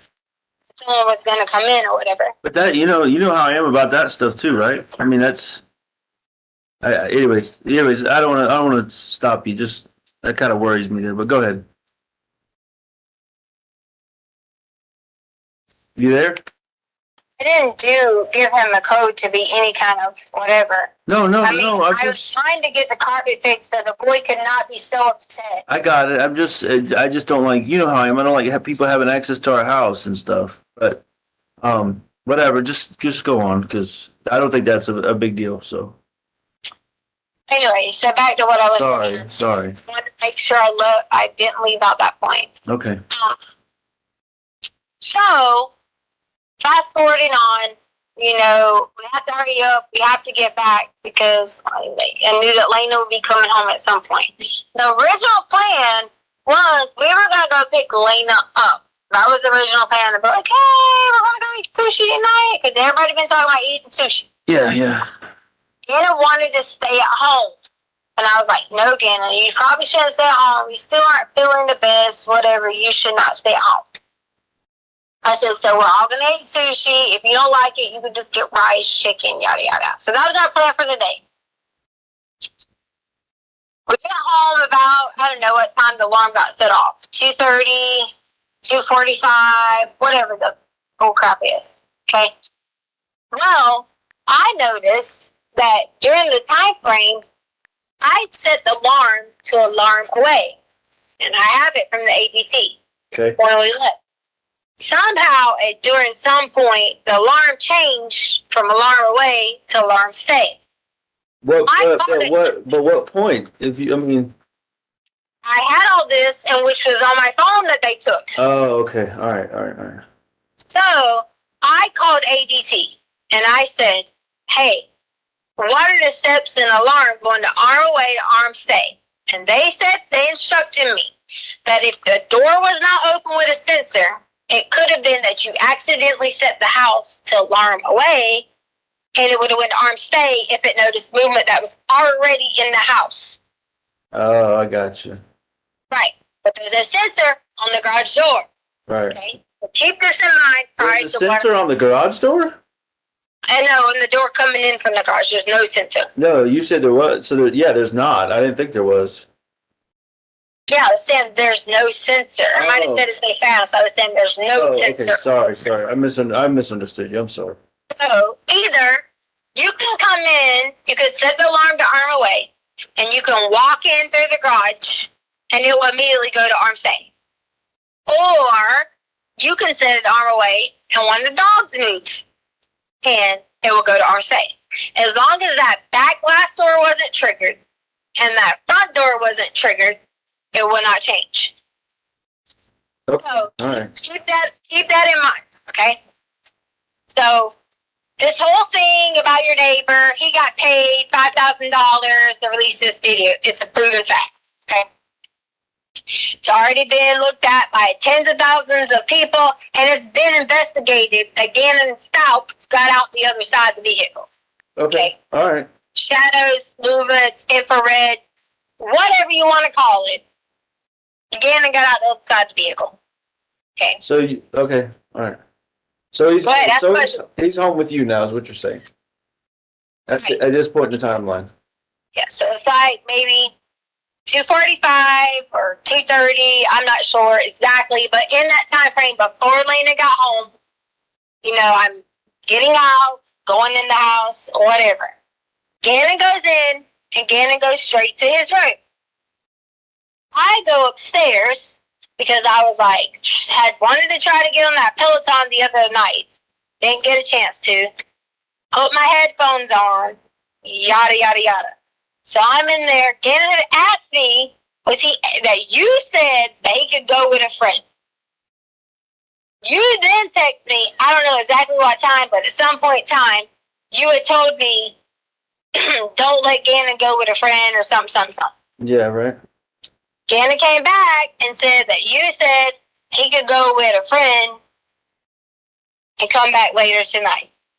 Again, I said, your daddy said you can play with your friends in the neighborhood, but you cannot go with some friend in some car or whatever it may be. Put my headphones back on. That was where this gets where I have completely parts of the information and not parts of the information. I hear another loud noise downstairs. Not even about, I don't know, 10, 15 minutes later, maybe 20 minutes. Yes. But I thought you said you were doing the Peloton. No, I said I'd been wanting to go back and get on the Oh. Peloton because I didn't get to Oh, okay. the other night. So I had my headphones on and I was kind of like trying to get in the pre-workout mode or whatever you want to call it, because my goal had been trying to get on the Peloton every day. Yeah, right. So then I heard another noise again, and I was like, I pulled them off my ears. I know they're noise counseling, but I also am not stupid. I don't wear them all the way on my ears because they freaking hurt. And I was like, Gannon!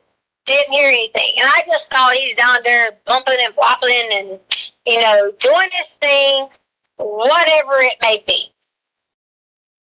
Still sitting there, just chilling, doing whatever. Heard another loud noise. And I thought, okay, this is it. Like, I thought he was stomping around, doing crazy things, whatever. And he's supposed to be going to go play with a friend.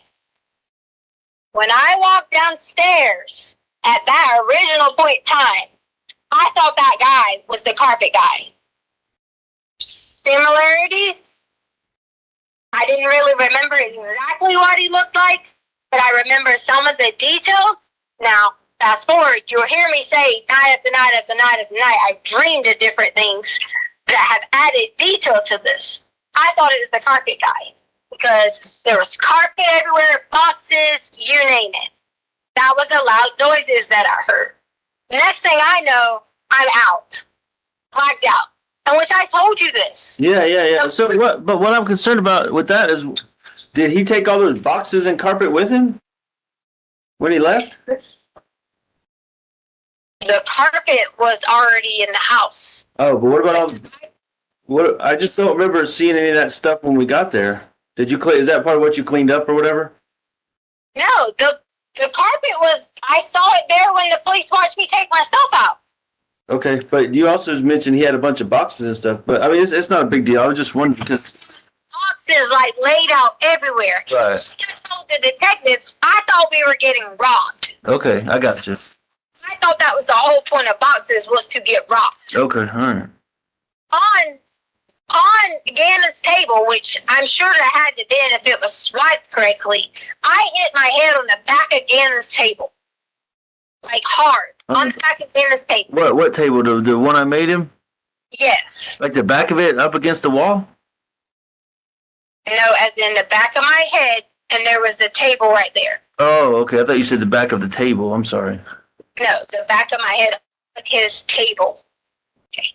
So, from there, a lot of it was a blur because I hit my head. I got you. I just remember certain pieces here and there. I remember Gannon running and like jumping on the guy who I thought at the time was the carpet guy, and I thought we were about to get robbed.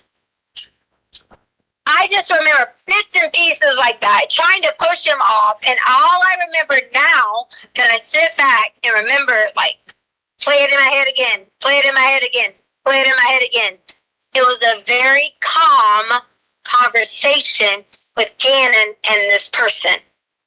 I just remember him asking questions, the same questions he asked me, they were talking about. And who do you have me on speakerphone with? Because I know you do. What are you talking about, Tisha? Who's listening to my conversation? Me and you. I'm trying to figure out, like I told you the whole time, the truth. I just want the truth.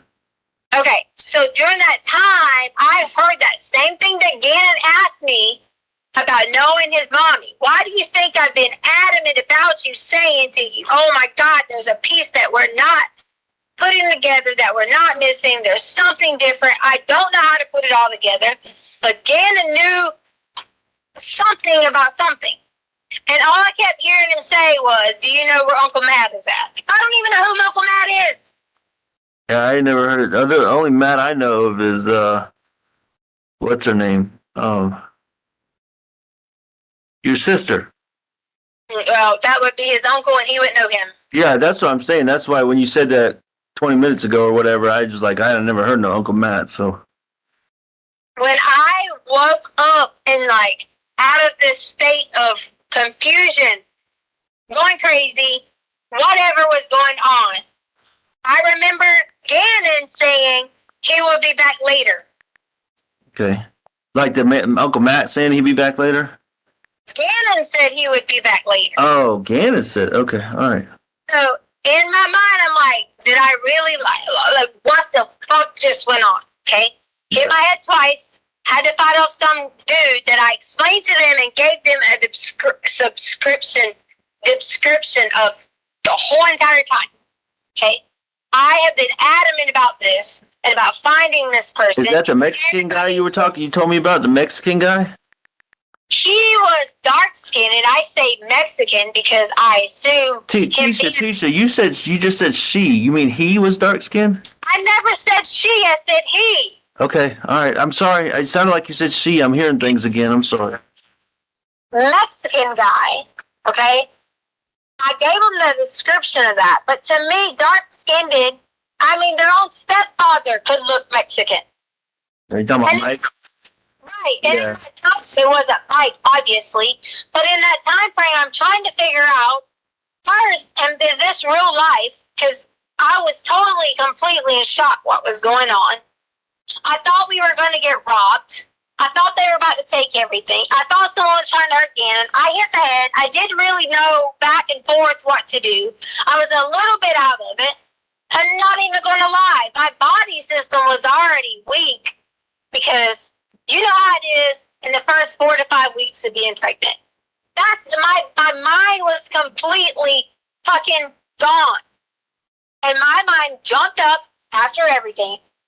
And I said, okay, Gannon's going to be back. Gannon's going to be back. I paced up and down the stairs. During that time... babe, hold on. Why did you tell me you got raped, and now you're not telling me you got raped? You think I want to tell you what a man done to me? I mean, but like that first day I told you I would do everything and within my power to protect you and get you the help you need for that. But that's a key part of the story. I'm just trying to make sure I'm getting it straight. And I went for that. And that's not something that I want to be like.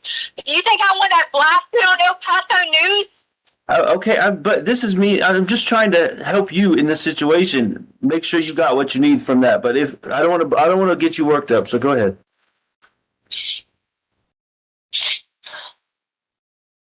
It hasn't been hard to know that like somebody was there trying to hurt me and Gannon, and I'm getting knocked out of it. I understand. Trying to fight for my body, trying to fight for someone not doing something to my body.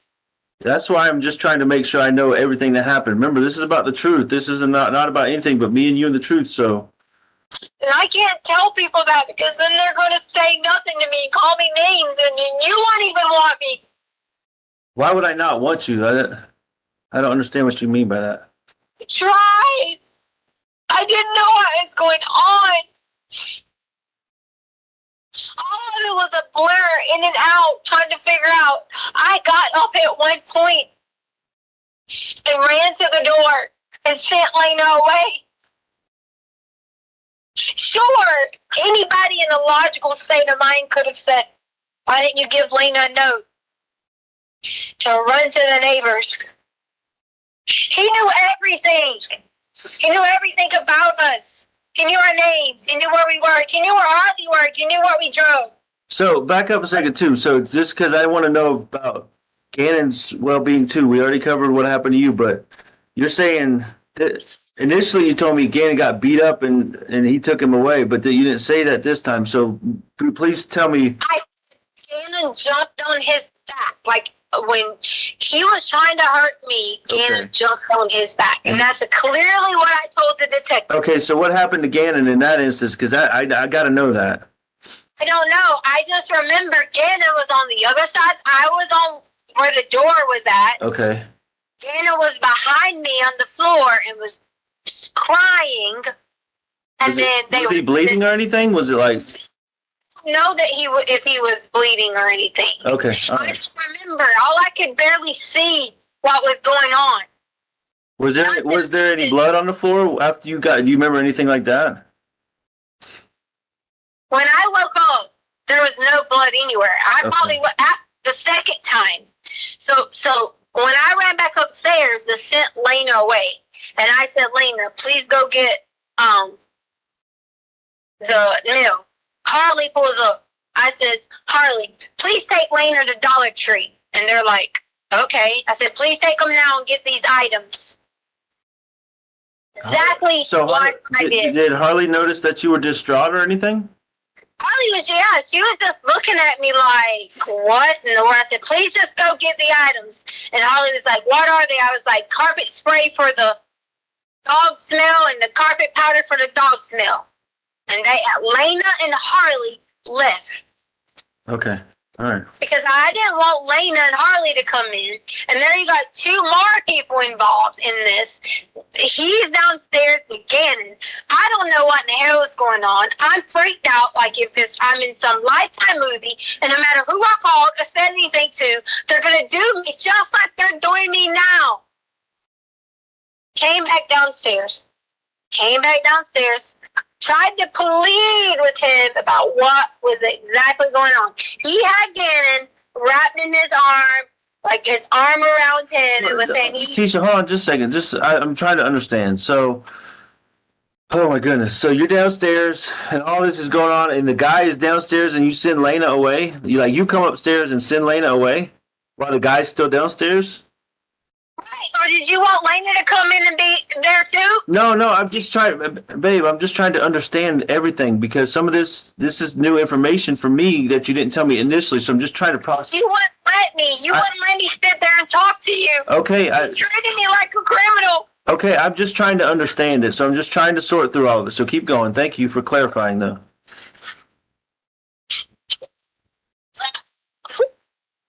You tried over it. What's wrong? I tried so hard. You tried so hard to do what? I was trying to protect everybody, but I couldn't get back upstairs. Once I let Lena go, I don't know. I couldn't even figure out what to do. If I ran outside the yard, what was I going to do? So you sent Lena to the mailbox or you sent her with Harley? I sent her to the mailbox, and it's Okay. And Holly gets there, and I sent Harley a message, and I sent Harley a message quickly and said, please get Lena as soon as you get back and go to Dollar Tree. I'll explain later.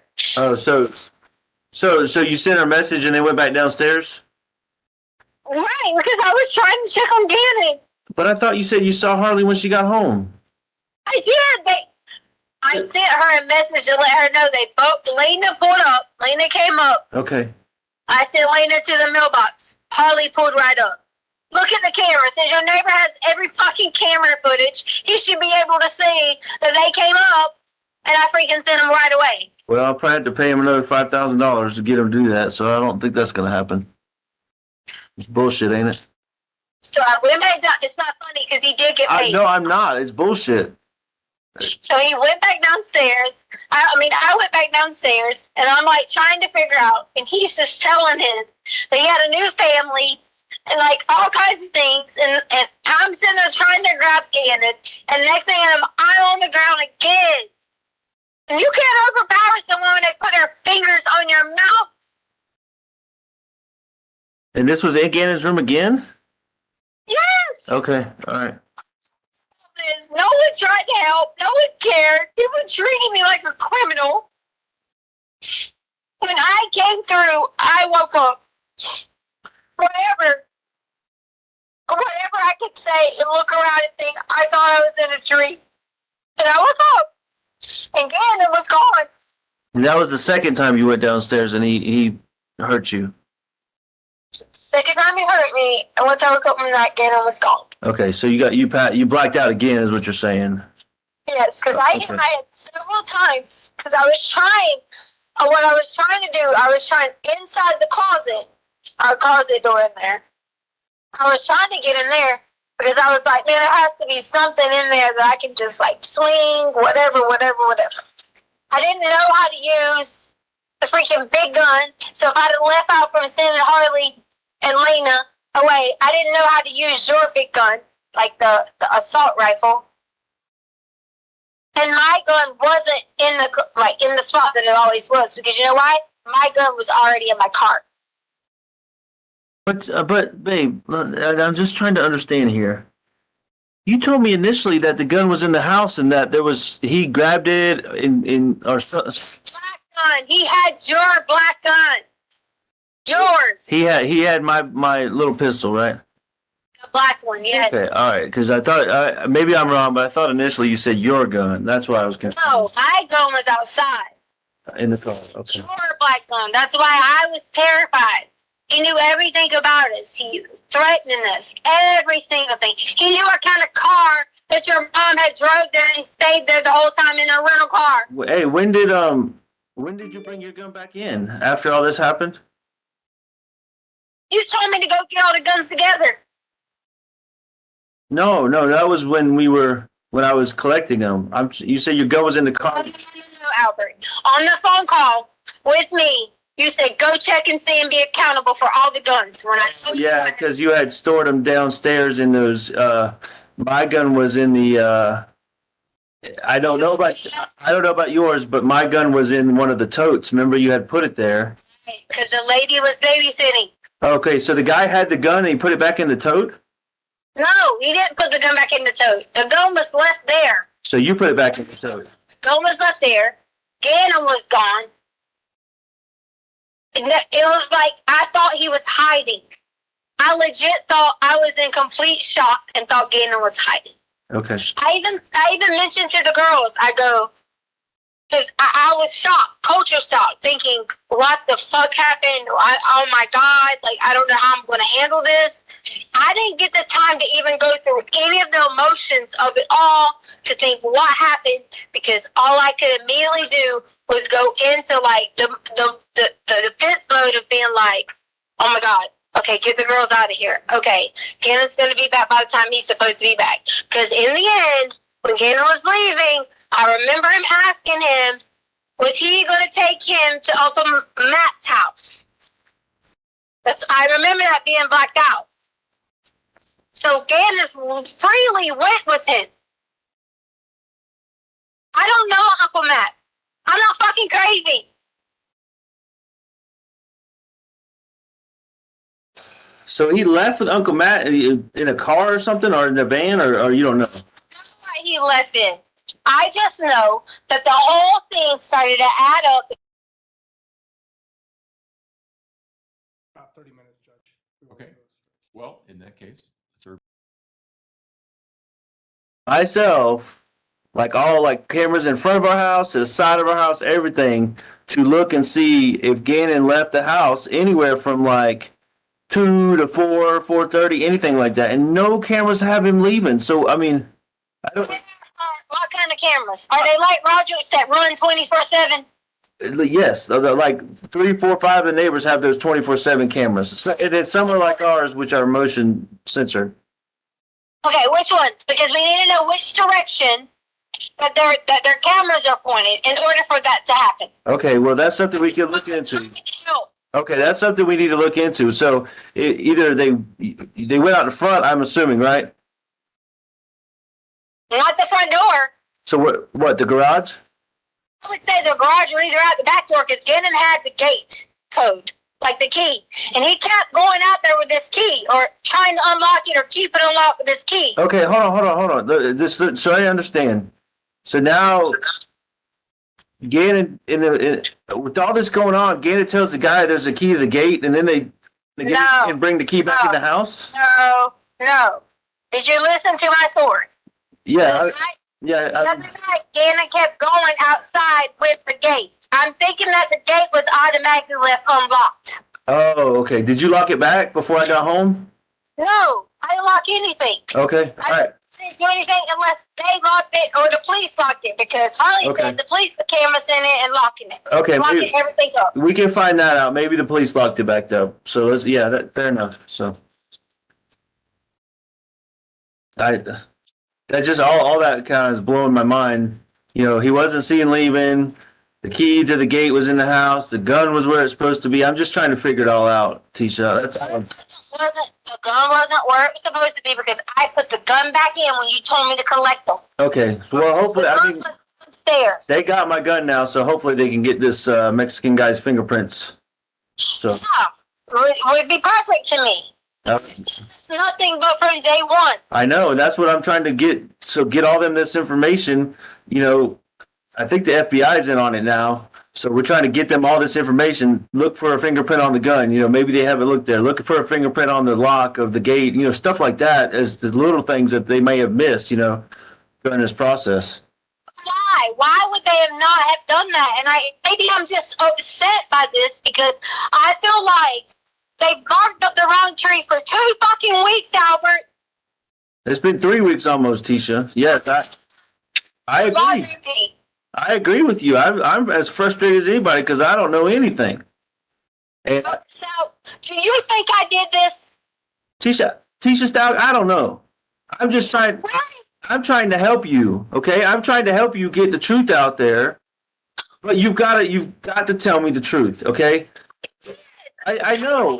Here's what I told the police. The only difference is I thought it was the carpet person, but once I went around because I was freaking out trying to figure out, I was like, if I could go get this fucker and bring him in, and I drove through the neighborhood, the description that I gave El Paso is exactly what I saw, but that is not the exact description that I gave of this carpet person. So my point behind that was, I don't think it was the carpet person because I eliminated him because he didn't have craters on his face. He did or didn't? So, but hold on. You know what? Something. Remember how? Oh my goodness! Thinking back to this whole that trip you made for the bike. You never found the guy, right? The Craigslist guy.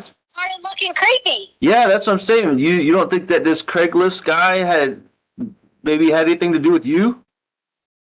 I mean, not you, but you know what I mean. Oh, I'm freaking out. Sorry. And you don't think that Craigslist guy followed you or just found you? Maybe you told him, "Hey, I'm driving my husband's red Frontier, and I'll meet you there," or something like that. I mean, I don't know. I'm just trying to think of anything. Okay, so let's say it's him. What I don't like is that people are sitting here saying, well, there's nothing that shows you guys leaving. If there's nothing at this point in time, it's starting to get dark. Because in case you didn't know, in Colorado, it's getting dark around that time.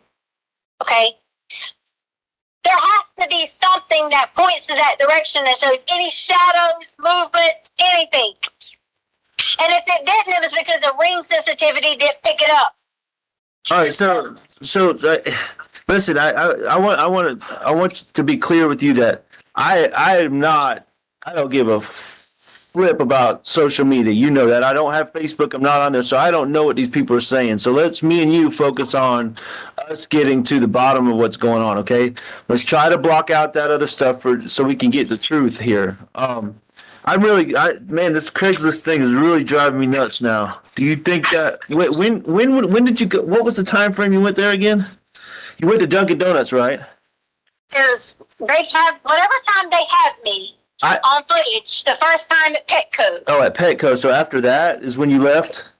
Because I went back to Petco to get more clothes. Okay, so you went. So then when did you go back to Petco after the Craigslist trip? Yeah. Oh. And you said the guy was already in the house before you got there, you think? When I got there, the guy was most definitely in the house or had already been in the house waiting or whatever it may be, which is why I thought it was the carpet guy because that was the person that I gave the garage Yeah, code. you gave the garage code to him. Yeah, right. The more I laid and the more I slept and the more I kept worrying about it and thinking about it and yada, yada, yada. Gannon kept having his room door locked. I was even so terrified to think that this person even spent the night in our home. Oh, you think he was there the whole time? I don't know. Do you know how worried I've been about this? I know, that's freaking me out because remember those other stories you were talking about people coming in the back door and stuff while they thought people were away? I've been going through all that in my head too.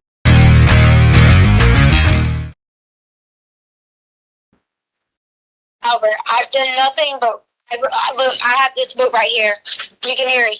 It's like of all anything and everything that I thought of that might have been out of order, that So, okay, so maybe, I don't want my life back. You think I don't want my family back? I know, trust me, me too. I'm tired of being portrayed as one.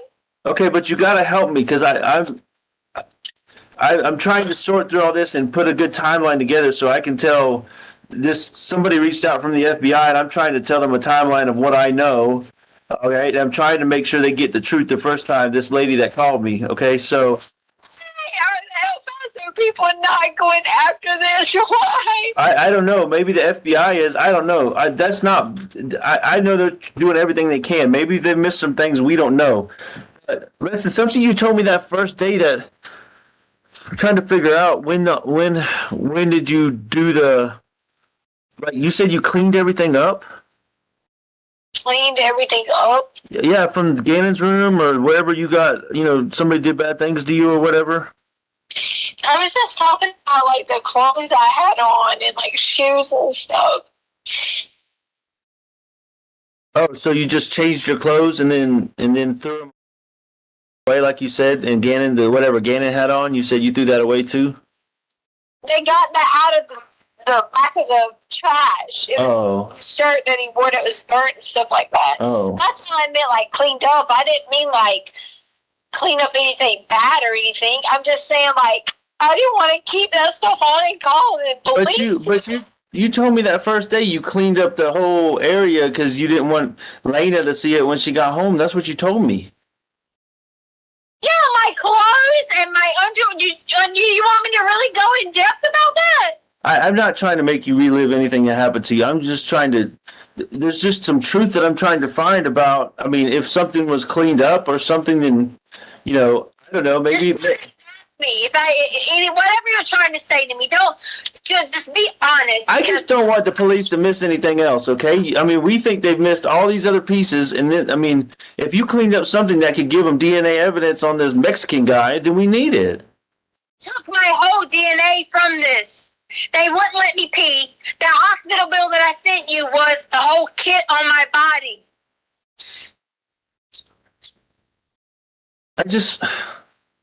But tell me, why did you tell me? I just don't understand why you told me you cleaned up an area, and then now you're telling me you just changed your clothes. That's. When you're talking about cleaning up the area, I'm talking about from Gannon. Like, Gannon had, from his burn marks, there was blood on the wall and on the light switch. So you cleaned up whatever Gannon's stuff, what blood or whatever was, right? Prior. Oh, where was that at? In his room when he woke up Monday morning. But like where? But where in his room? You did say the wall because he was wiping his fingers on the wall or something. I don't know if he wiped his fingers on his wall. I just know his arm probably hit the wall when he was asleep. Oh, I got you. Okay, all right. So you cleaned that up, okay? Because I never saw that. That's the first I heard of it. So you cleaned up wherever his blisters or his burn mark hit the wall. Did you clean something else up? Light switch from where he touched it. Oh, but that was after you showed it to me. Yes. Yeah, you showed it to me and Lena, and then told me that he was picking his fingernails so bad that he bled so bad. Remember? Yes, he did pick his fingernails. Oh, okay. So he picked his fingernails, and he picked. I'm just trying to clarify. Picked his fingernails and his blister or his burn mark or whatever. What do you mean? Gannon picks everything that's open. Yeah, I'm not. Why are you acting like you're got me on some trial with this? He picks his fingers all the time. Babe, because it's open. Babe, you're absolutely right about that. But I don't know why you feel like you're on trial. I'm talking to my wife, trying to figure out the truth. And like I told you before, the truth hasn't always lined up. So I just want to find out all the details so we can find Gannon. That's it. Robert, I gave you every detail. But you're coming at me saying, I thought you did this afterwards. Gannon bleeds all the time. Right. Gannon has huge nosebleeds.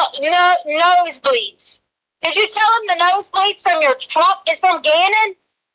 When did he have a nosebleed in my truck? Oh my God, don't even play. It's been there since Alaska. And the top part of your truck, you have his hands had blood marks on it from like a year and something ago. Maybe I don't I'm not doubting you. I don't know. I just don't remember that, but that might have happened. I know he has had a nosebleed once in a while. I don't remember that in Alaska. Nosebleeds are like in Colorado, or at least once every week or two. Every week or two, Gannon has a nosebleed. This is where I get angry. Like, people come up here and talk all this shit, and they don't even know him. I don't know. Like I said, I don't know what the people are saying on social media. I don't even bother with that. And you know, I haven't for a long time. But I'm just trying to. All right. Just say what you got to say, Albert. I'm just trying to retrace some steps in my head. So the Mexican guy, did you see like anybody? I'm trying to think of this Craigslist. Did he have a picture, or did he like give you any information about him? Like, hey, other than where to find him at or anything like that. I mean, what was the framework of like how you set up that to meet him? Everything is on my phone, Albert. Dave, I don't know. I guess they got your phone. You keep telling me that, but I'm just trying to figure out how you went about doing this. So maybe we can, that freaking lady that called me bugging the shit out of me from the FBI, you know, maybe that's something relevant. I don't know. I reached out to him. They have access to my phone.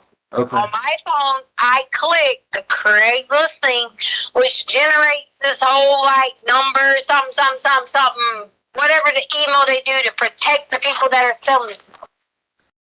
I had all that and access to my phone for that. I have limited access because a lot of my stuff didn't load. A lot of it weren't backed up. My emails weren't backed up. My notes weren't backed up. The only thing backed up when I logged in to the icon that it let me in temporarily was pictures. If they gave me my phone, which is mine, it would clearly have everything. And since they've done all these things, they should see this. They should see pictures of what I took with Gannon at home with me later. They should see all this shit, man. And it pisses me to fuck off that no one's even caring. Everybody's wanting to point the finger, but won't let me sit there and show you. All right, Leticia. Okay. You told me to be straight. I got you on the phone, and I'm trying to sit here and tell my own husband every little detail, everything. You think I don't want my family? All right, Tisha, listen. Like I said the whole time, I'm just trying to help you and trying to keep you and Harley safe from all. I mean, these people are after me now. I don't know who the hell it is, but like I said, I had to go get my clothes changed and everything just so I can blend in better. And I want you to know that no matter what, we can work through this together, and I can help you, okay? But you just gotta let me help you. But I have you told me to be straight up. I got a very straight up question, okay? Are you ready? Yeah. Did you kill Gannon? I need to know. I need you to answer me yes or no right now. I killed Gannon. Did The you? answer is no. I can't believe you asked me this. I just got to know you. I told me to be straight up. I got to know what's happening to my son. Tell me why you would think I killed Gannon.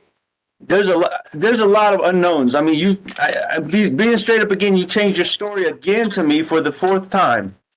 No, I changed my story. You did. This is the fourth version of the same story, okay? Wow. Like half of what you told me today, with the cut foot, and now he's got burned arms and picking it, and his butt's bleeding. All this stuff is new to what you told me the other day. And the other day you told me that you cleaned up the area where you got raped so nobody would see it. But now you told me you just changed clothes. I just don't know what the hell's going on. I didn't tell you. First off, you never even listened to me about anything that went on. I did. No, you stopped because I listened to you. I listened to you, and then I went and got the guns and put them in the truck, and then I came back and me and Landon listened to you, and then I stopped and picked your story apart. So get it straight, Tisha. I listened to you, and I said, if I'm wrong about the rape, I will get on my knees and beg you for forgiveness. Did I not say that? Yeah, but you haven't. Exactly, because I haven't been proven wrong yet. I want the truth. If I'm wrong, if the police, no matter what they're doing, the FBI, the CBI, the CBS, whoever, Okay, if they tell me I'm wrong, I will publicly, in front of the world, get on a camera and tell you I'm sorry. But until that happens, we're going to find the truth. How can you tell me that someone didn't I don't understand. How can you tell me that someone didn't do something to hurt me and take Gannon? I'm not telling you that. I'm telling you it hasn't been proven one way or the other. You said you banged your head on the freaking table. Now I got to tell them to go check out the table and see if there's any blood or any of your... You knew that. They had already asked that. Okay, but that's the first I heard of it. You see what I'm saying? Because you never would talk to me. You literally just sat here in a conversation and asked me, did I kill our child? Yes, I did because if you say no, then I can't. I'll stop thinking that you did it. Okay? That's horrible. I don't know what to think. My son's blood. You're telling me his blood's all over the walls, and now you're telling me the Mexican guy that had the gun to your head or whatever took him away, and he knows him, and he could be anywhere.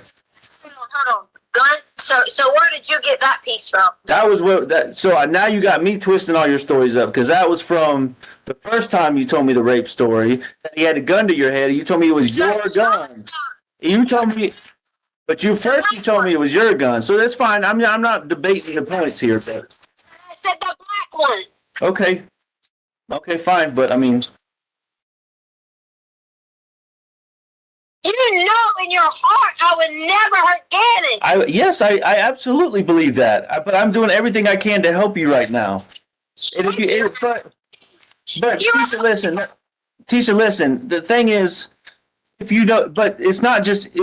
I asked you if you killed him. You said no, and I'm sorry. That was a hard question. But if you know anything, or you did anything, or just upset about it, we can work together, and I can help you. But I can't help you if you don't tell me anything. It's just there's so many unknowns, Tisha. Oh my God. I mean, did anything happen that was an accident that you're scared about? Really? I'm just trying to, Tisha, you know, with my Army training, I'm trained to ask all these questions to get us in a safe place, right? And that's why I took the guns out from the get-go. That's just my training kicking in. Oh my God, I really thought, I thought out of this conversation, I really thought you were going to be supportive of me. I thought you were going to bring your family back together. And I thought that we were going to talk about everything every single day of nothing but Gannon. That's what I'm trying to do. For a second, you would ask me, did I kill Gannon? I can't believe that. Well, I'm glad you said no. That gives me a lot of hope and peace. I already told him about how maybe, just maybe, you might have a brother. Maybe. We talked about, we cried about Kobe. We did a lot together. What? What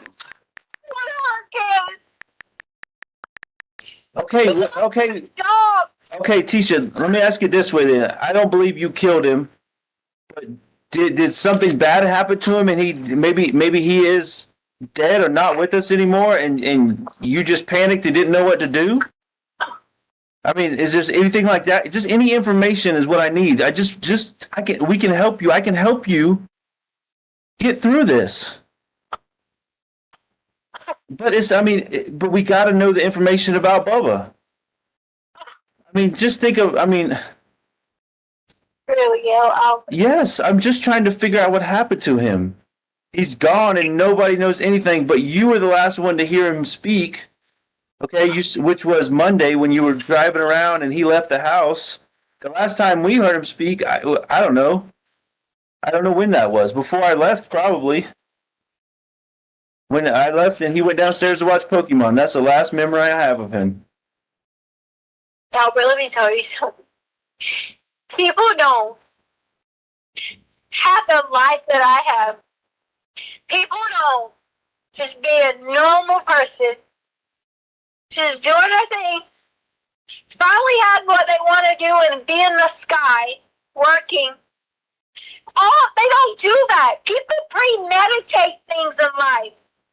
There's no sign or indications of anything that I would have ever hurt those children.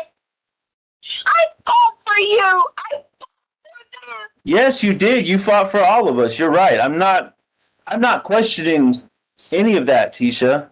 I just did an accident happen? I mean, other than the candle or the burn? I don't know. I'm just trying to ask all the questions. I've worked with children long enough, Albert. If an accident happened, I'm smart enough. I know what to do. I've had plenty of friends who've been in situations where they've been in the classroom. They accidentally dropped the kid. The kid might have broke their leg. You go to the people, you tell them it's an accident, and you work through it. Okay, so all right, you also said something that was calmed my heart, tremendously about Bubba. That basically you didn't premeditate anything.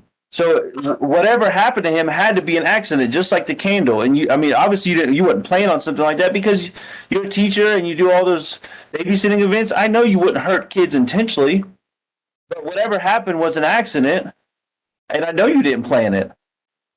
I didn't have anything to do with it. Why are you saying this to me? So he would have had to have died naturally then. Other than he's dead.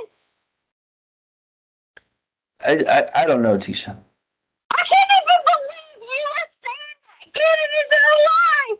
What's wrong with you? Because it's just none of this makes any sense. I mean, he would have been found by now. Okay, he didn't. All the cameras, all that footage shows him not leaving the house other than in the truck. And I like I said, I'm just trying to help you get through this. Help me? Yes, help you because. Help me get through this. Because I am trying to help you. I want to know what happened to Gannon and try to help you and keep Harley safe and everything that I've said the whole time because that's who I am and you know that. See what y'all think. This is what y'all think. Y'all think somebody's gonna come in here and say something just to appease everyone. Well, a true person who is completely innocent, y'all can keep beating me down in the ground all you want to because I didn't do it. I'm not beating you down. You think you don't want me anymore? Fine. You don't want our family anymore? Fine. You took my car. You took everything. I didn't take anything. They got all my shit too, Tisha. I got 2 cars now because Harley's not going to pay for it. I got 2 cars I got to pay for that I can't even see or touch. I'm begging you. No, she hasn't. That I know. So Every day, Albert, why are you not with your wife? Because you want to be so honest and ask questions. Why are you not with your wife and daughter? because I'm going to tell you the truth right now. Because of this conversation, Tisha, I don't know, and I've told you that the whole time. I'm confused. I'm all over the place.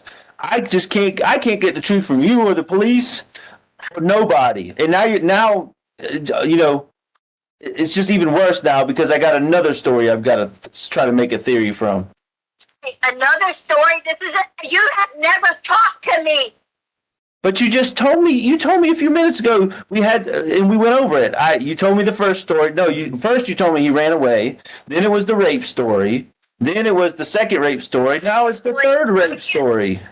I can't believe you just said the rape story. I'm just. What do you want me to call it? The story of Gannon disappearing. Okay, you told me the first version of that, the second version, and now the third version. You a second or third version? Yes. You sit down and talk to me. No, that day that I got home. No, the day I got home, that next morning after my mom and sister and Landon and everybody was at the house, you told me you were texting Bethel and you told her the story. I don't know what you told her, and I kind of don't even. Yes, you do. I don't even care. No. It's all there. That's where. My God, I can't believe you're lying to me right now. About what? I'm not lying to you about anything, Tisha. Albert, they had y'all at the police department when I was there. Oh, you mean when Landon showed up and then they brought, I was already there or whatever? Is that what you're talking about? Because that's the only time I know. I don't even know when you're there. I just assumed you had finally come in that night. Or was it the next day you came in? I don't even know, Tisha. You were there because she was talking to you there. Who was? Bethel. She was talking to me at the police station? Yes. Honestly, most of my talking was with Mark, the other guy that was at Starbucks. So I don't know what you mean she was talking to me. I think I talked to her for like 10 or 15 minutes. If I'm Did not tell you anything different. This is how my day went. I was going to lay down.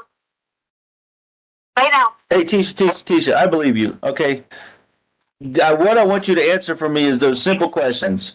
Did Gannon die and you just freaked out, or was there an accident involved? Did you kill him? Answer all those questions. Those are the ones that I want to know. Okay, I don't care about who talked to who, when we went where. Honestly, at this point, none of that freaking matters. What matters is that little 11-year-old boy is either out there or he's not, and I got to know that. And you're the only one that has any information regarding that. I gave you that information, and you're not going to look for it. No, but you ignored my question. I mean, answer those questions for me. What's the first question? All right. Did you kill Gannon? No. Okay.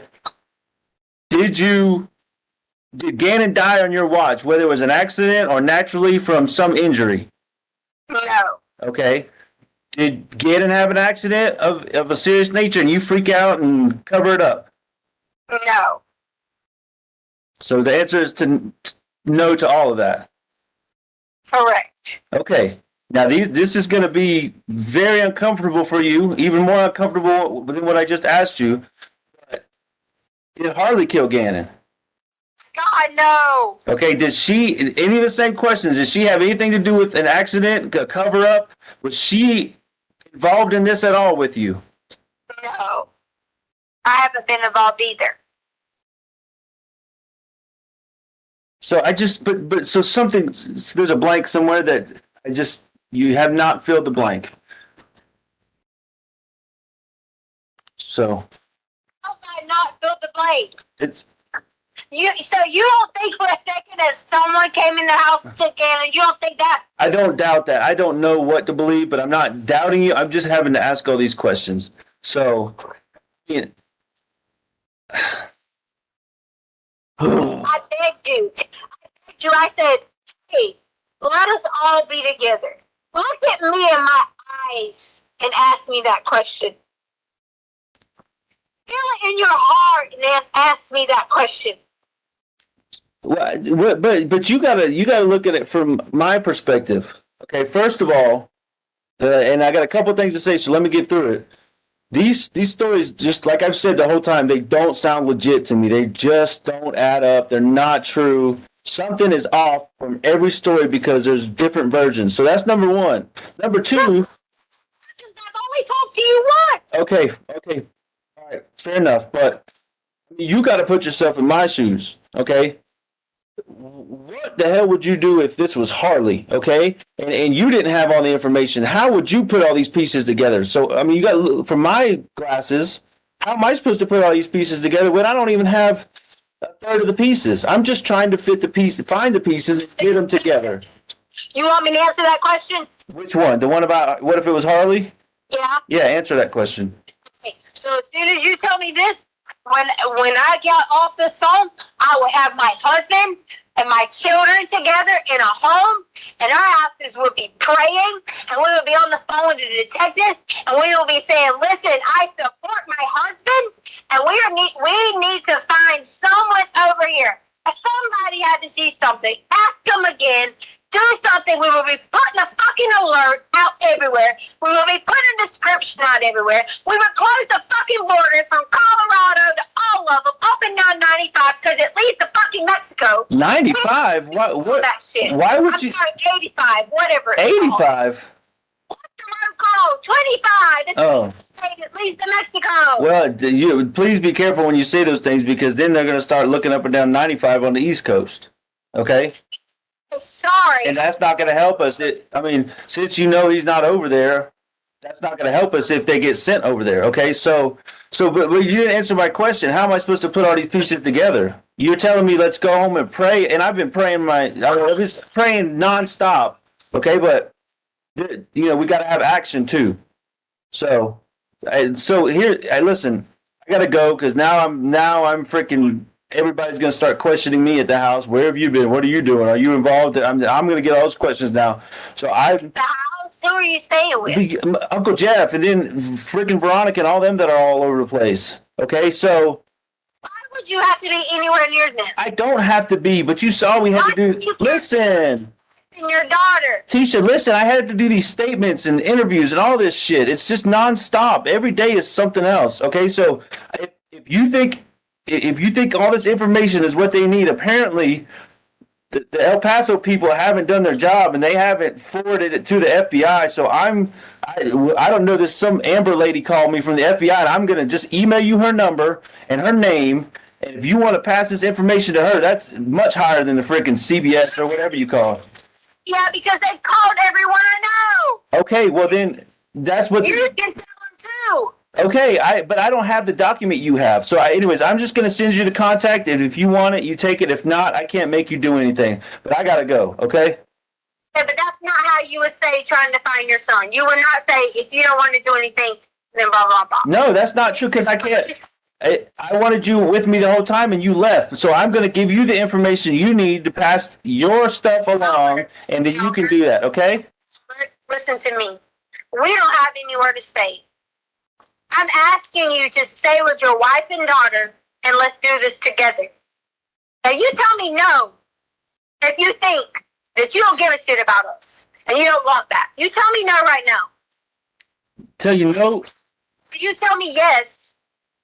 If you want your family together because you believe I me. wanted my family together. Listen to me. Listen to me. I wanted my family together the whole time. And listen, you're not letting me help you. So I recommend that you get in contact with this Amber lady because she offered me help and safety because I told her what I was going through. And I'm sure they'll do the same thing for you, especially all that you've been through with you're telling me about the social media stuff and people chasing you around. You said in the email. So I'm going to send you her contact information. Okay. And then you decide whether or not to contact her to find protection for yourself and get them this information. Okay. But I got to go. Okay. I got to go, Tisha. I got to go.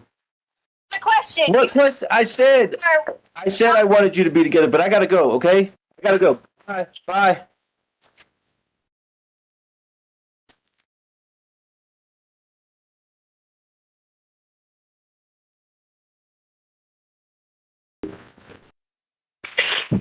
Hello. Hey. Hey, what's wrong? I'm crying. Hmm? I'm tired of crying. Well, happy Valentine's Day. Thank you. You're welcome. Where's Lena? Lena's at school right now. So. Why? What's up? I can't ask you where our kids are at. Yeah, I think that's a fair question. Where's Harley at? She had to go to the doctor last night because she had a bad chest pain and the recruiter. She was so overweight. What hospital did she go to? Because someone could be listening and know where we're at. Tisha, No, I don't know. You talk crap about me. You treated me wrong. where did I talk crap about you? I haven't said nothing to nobody. Charleston, your school, or posting all this stuff, messages you sent me about how horrible of a person I was. When did these messages come from? Years ago, maybe? I Don't know when. but you know what? Posted to everybody. But what have I always said about social media? I don't give a crap what people say. People are just looking for a headline, okay? I'm tired of doing this, Albert. You should have talked to me about all the other stuff. I'm not. Oh, what other stuff, Tisha? I've asked you for help. I said, hey, me and Harley needed something. I've asked you for help. You turned me down. You know good and well. Anytime you've ever needed help, I've been there for you. Tisha, let's walk back through this now. Just to be straight up, okay? You took over $2,000 out of the bank account at the beginning of the month, and I didn't say a word to you about it, okay? All right, that's like 1/3 of what I get every month. So you got 1/3 of my monthly income. All right, so that being said, I've also offered help and safety and teamwork the whole time, and you guys decided to, step out on your own. And I haven't bothered you, but I've never looked back in there. I've never told you no for anything. And I've been. Okay, well, first of all, I didn't pay $2,000. It was $1,500 because I had to have a place to stay.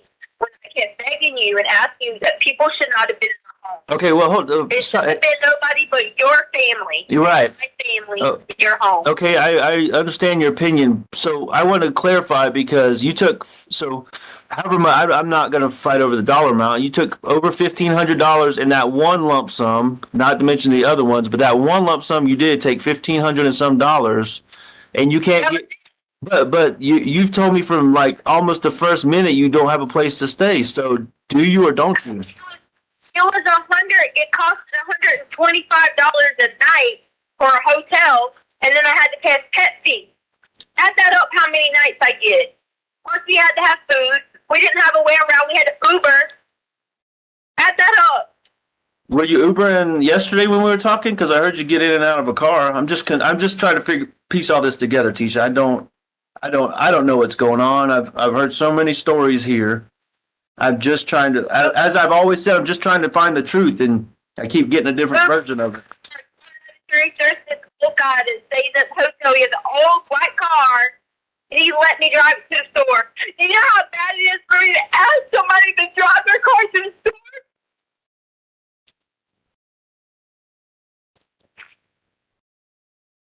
And in this effort to help you that I've been trying to do, you won't tell me where you're staying.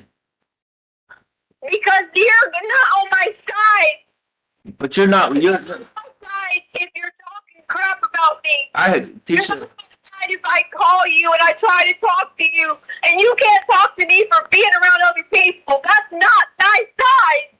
But you got to understand what I'm going through. I don't know what the hell's going on minute to minute. I don't know who's on whose side. All I'm focused on is Gannon. And I don't want obviously people, you see it on the social media, people are not happy with you. I don't know why. I don't know what reason they have or don't have. But I can't sit here and be talking to you, my wife, in front of all these other people and then, go through all the cussing and yelling and screaming and the drama. So I'm trying to respect you as well. And I need that in return. I need you to respect me too. And that, but no. Rather talk crap about you. Okay, I've heard that you have not really said anything about me per se directly. Okay, but you did release some of those documents, or however they got out there. They're out there. Okay, but what I need you to do, you talk about respect. That's one of the most important things to me in my life is you respecting me, and you can respect me with the truth. And that's the bottom line. We have options to work through all this other stuff, all this other drama that's going on, but the truth is really at the options don't come into play until I get the truth. Okay, that's absolutely, and I know you're not going to like this, but that's a line in the sand that I'm not crossing. Okay. You already kicked me off my own car insurance and wouldn't even tell me. That's not true. My car, you kicked That's not true. me off of there. That's not true, Tisha. You got an email. You got email notification the same minute I did, so you got notified. Absolutely. Why did you not talk to me about this? Well, on February 8th, I didn't get any kind of confirmation that 2 of my vehicles were deleted, and there's no one else that has access but you. Okay, so you tell me what the truth is. Getting put in storage. So if it was done wrong, then that wasn't on purpose. Okay, fair enough. I'm not the insurance is not a point of argument to me. You have every right to call them back and put just like I did. No. I tried. They said to me, you have me listed as extra, so I had to be on a separate policy. Exactly. Okay, because that's where we're at right now. That's the line in the sand. Okay, the line in the sand is we have We have a gap between us right now. Okay, absolutely. And I'm not gonna sugarcoat it because I don't sugarcoat it with you. Okay, we have a gap between us. You can put a label on it however you want to, but that gap doesn't, there's no closing that gap. There's no initiating options or anything until we get to the truth. And I think I really feel deep down in my heart that we can work on this together. We do have options, but I think your list you sent to me is a great starting place. I think that is excellent that you're willing to at least talk about what options we have. Did you talk to an attorney? Huh? Did you talk to an attorney and file for divorce? I have not filed anything yet. And the fact that Attorney. I'll tell you the answer to that, okay? But the fact that you are reaching out to me like that, the way you did, say, like, did you go to this attorney and file this? That means you don't trust me. You don't have respect for me, and you got somebody watching me. Tell me the truth. Well, I didn't. Someone told me. Who told you? Do you not think it's all online in the social media that you told someone that and someone posted it? Who posted it? Because I haven't told anybody anything about that. Well, someone knows because it's online, just like it's online about some girl talking junk about her best friend and she's best friends with your sister and that's what she said. I mean, come on. Yeah, but once again, Out there. well, yeah, you're right. I fully agree with you. Once again, that's why I've told you forever that I don't get into that crap because it's just you're getting torn every direction by people's stupidity. Okay. So, anyways, let's not worry about that. About how you know what you know. Okay. Go ahead. The basic thing is, I reached out to that lady. She doesn't write me back. This is how I've been treated. I've been treated like a criminal when I told them exactly that Gannon left with someone. Which lady? What lady are you talking about? The Amber lady? No, Bethel, because she's the lead investigator.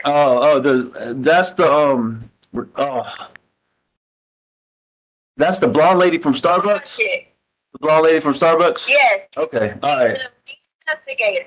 Okay. All right. I got you. Well, I mean, In contact with her. not since that first day.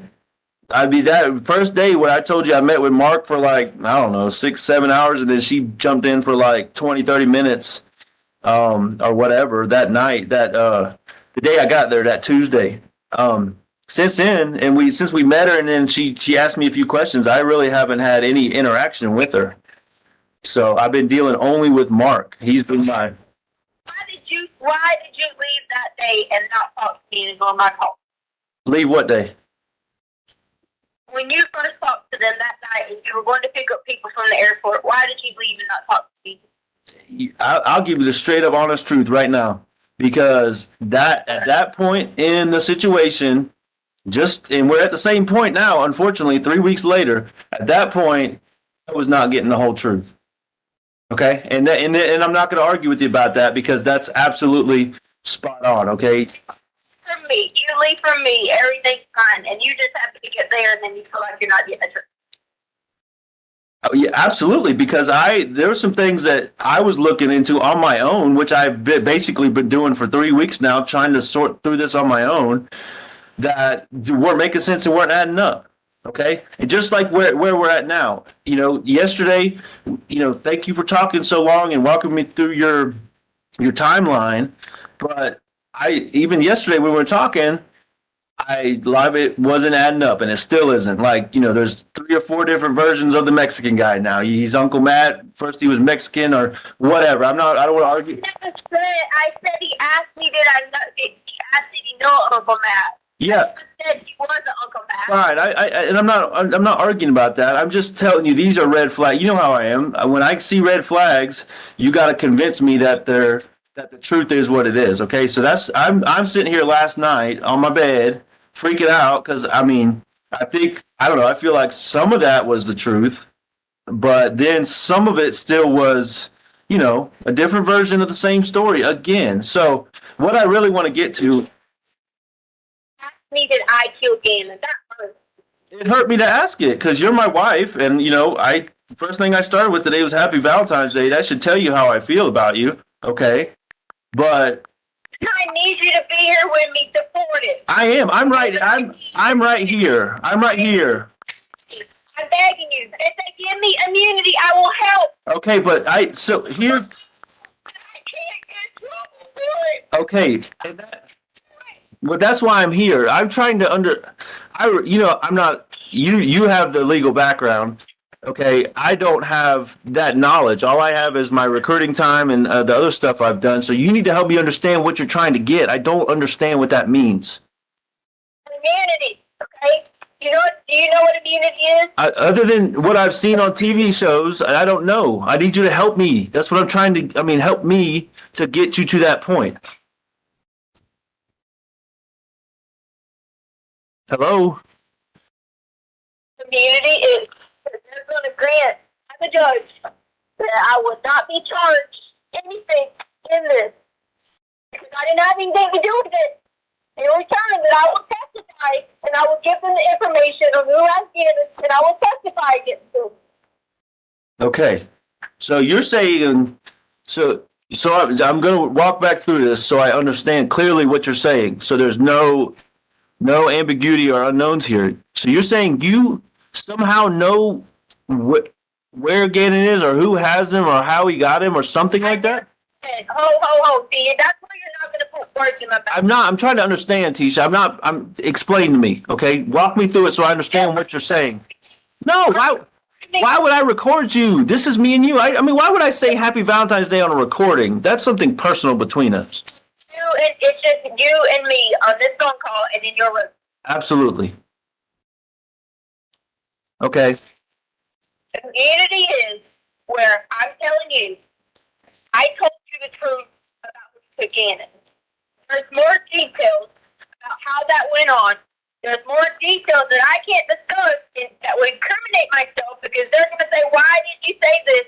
But he has all our information. He was threatening to go to work and get massaged and have these people go there. If I said anything in the meeting with the cops, I was late to the meeting. But I need immunity. So I get him. So why? What I don't understand is why, babe. Is this not something you would tell me from the get go? I just. Everything. Everybody's gonna kill my daughter and everybody kill me. They knew where you were at. Everybody. They would do everything. Yeah, but Tisha, look at what you just said.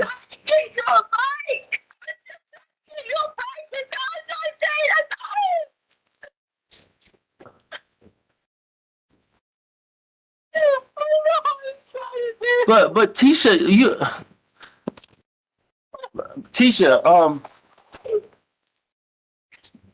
What? I'm trying to understand. The only thing is surprising you. I need immunity, please. If you were. No, why would I record you? What I'm trying to figure out is why your first thought, your first thought is what they may do to you and Harley, but something was already done to Gannon and we're not worried about that. That should be the priority. They do to me and Harley. It was also Lena. She was there too. So the guy was there, was threatening you in the moment? The guy was there when the police. The guy was still there when the police searched the home? Yes! Where was he at? Where was he at when they searched our house? Can't tell anything until I get immunity. Well, babe, I can't promise you immunity. I can't give that to you. But You can ask. Yes, I can reach out to Mark and let him know that's what you're looking for and that you're willing to work with somebody. And you can also tell, what's her name again? Bethel. You can tell Bethel the same. She won't write that. Okay, but you got you. They're going to treat me like a criminal. No, I'm not a criminal. I don't kill people. Okay, I never said you did. You're tired of what? I get that. I had got it yesterday from him. Yesterday I got a message. Well, did you send that to anybody? What? Where's the message? Can you send me the message so I can see it? Just if you email it to me or email it or text it to me so I can see it. Immunity. They're gonna try to incriminate me. Tisha, Tisha, who is this? Who is the person? Do I know this guy? Do you understand? Is he there? Is he there with you? What? Listen to me. He thought there was gonna be a big reward.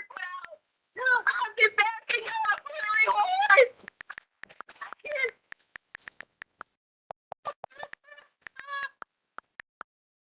So I heard there's a reward coming out. That somebody said that the neighborhood's trying to do a reward.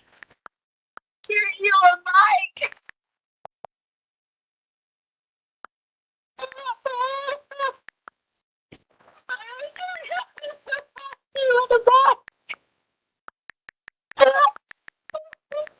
So but what happened with the bike situation? I don't think we ever. Okay, well, I told you I cannot promise that. Okay, that's not something I can promise you. I can promise you help or, whatever, but I can't promise immunity. That's something that the investigators got to reach back out to you. They're on your side, and this is where you can go to them, and you can say, I know, I want to know, she is breaking down, and she's telling the truth. Yes, I can advocate for you. I can give an opinion, but but listen, what I don't understand is you're treating me like the prosecutor here. Okay, you're treating me like I'm in court or the law, not like I'm our son's father. Okay, but you get out there and you do it. I genuinely don't know. I can't even go anywhere because they think I'm going to tell. They're release the reward. They're not going to do anything. They're not going to stop me. They're not going to stop anything.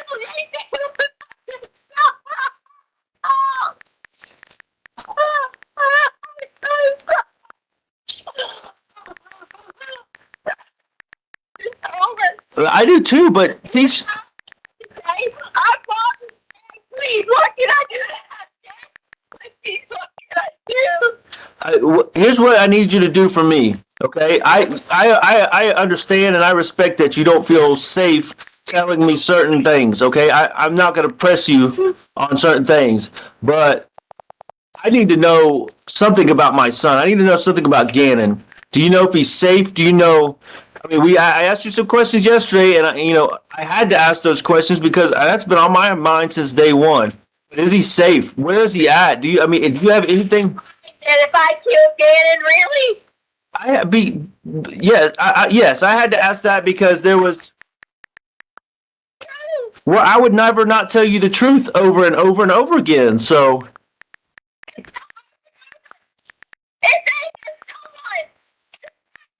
Your life, everybody else's life. You're terrified. You don't know what to do. You're scared of yourself. You don't know how you would act. Tisha. Because people are going to say, why did you do this? Why did you do that? Listen. What about the? What about this? I'm trying to think of any way to cue the police to offer you immunity if they can. Okay, I'm trying to find a way to get them alerted to you might have some information. What if you told me just one key thing and I just called in on the tip line or something? No, because it'll be anonymous. But they won't ever know because I'll do it. I'll be just some man calling in an anonymous tip. And I mean, the key here is to get Gannon in the investigation and then protect you if they're able. So there's something But why won't they? Who is they? Why won't they budge? What is it about the money that's the key? Just they keep asking. I got messages before. We're gonna be on board. You better not say anything. I know you got some everything on my phone. I checked on my Tisha, listen. Despite how this is gone, you know for a fact you could always trust me, okay? I know you may be worried about your name getting out there from this information. I don't want anything to do with the media. I don't want anything to do with Facebook or social media or anything, okay? You know, because I've absolutely been off of that. That's why I'm saying I can give the anonymous tip if you just tell me something that'll help in the investigation, okay? That's the no. The police came. Okay. The police came. He was in the house. Where was he at in the house? I didn't know at the time. I thought they were going to find him because the guy was like, "Can we please search the house?" And I said, "Sure." Okay. Terrified, which is why I sent Lena and Harley to Dollar Store and all these places because I thought Gannon was hiding too. I thought he was hiding too. Okay, so you thought so the guy was in the house and you thought Gannon was hiding, so he hadn't taken Gannon yet at that point? No. Okay, all right. Well, that's huge. That's huge because now we can look at different camera time frames and all that, and we can look at different angles. Okay, that's huge that he was still in the house, and so that would have been police got there at what like? Like that. I'm not making this up. I'm not. No, I know. I'm trying to sort through this again. I'm trying to get you to this point to where you know. Anymore because they'll try to incriminate me for this. I need immunity. I think they give it to you because this is big that he was there and they missed it. Because then they're gonna want to cover their shit for not finding him. I can't hear you. What? I even put it in the car. I put it in that room store soap. I tried. You did what? You did what? Oh, you said you said what? What did you do? I tried to point to the cops and hey, check this area. Hey, check this area. I was even trying to show them any other extra areas that I saw. I said I didn't know if Gannon was with him or I didn't know if Gannon was by himself hiding. I didn't know at that point. Okay, but then you figured out. How'd you figure out he wasn't by himself? I'm not selling anything else until I get immunity. Well, I'm trying to figure out. I'm trying to put all this together. You said you pointed them in a direction, but where in the storage room were you? Directions. I said I was just giving all the big areas of the house. I got you. So you told them storage room? I walked to the storage room when the guy was in there. I was trying to tell him, hey, check behind boxes and all this stuff. Okay, so Damn. I didn't want to make a mistake. You know, yeah, they were having to put my cops right here. okay, so what happened next? So the cops searched and missed it, or what? Tell me what. I'm trying to figure out what happened now. What you're telling me, okay? What happened after they didn't find him? I'm not saying anything else. I was just trying to plot this whole thing. No, I'm trying to get some key breaking information that I can give an anonymous tip, like I told you. Okay, that's what I want to do. That's how. Never mind. You're not trying to help. I am trying. He's not trying to help. No, he's not. He's not trying to help. I am. So what you said was Gannon. You thought Gannon was hiding. Is that right? I didn't know if he was hiding with it. The guy had him, or if he was hiding by himself. That's why I was scared to keep. If I would have left him a note, they'd be like, please check the house. He's inside. I didn't know if they had went out the back door. I didn't know where he was at the time. I know he was there. I thought they were gone. And after I waited the 4 hours,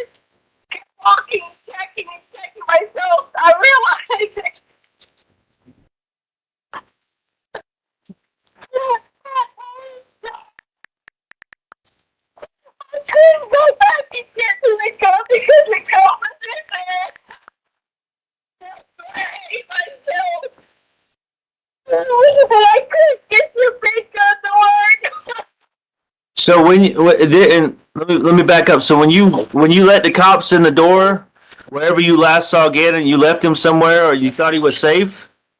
Yeah. Like you thought he was safe hiding, or you thought he was with the other person, or what?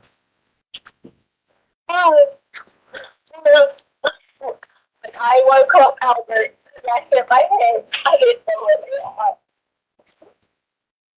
I already told you this story. I waited. I was like, I thought was hiding somewhere, and I was scared to come out. But when the police got there, he would come out. Even when I called for him, I thought maybe he was out of the police. Do you think he might have crawled in one of the totes or something, or maybe the box? 'Cause After the police left, he was doing the guy or Gannon? the guy was at first, and I said,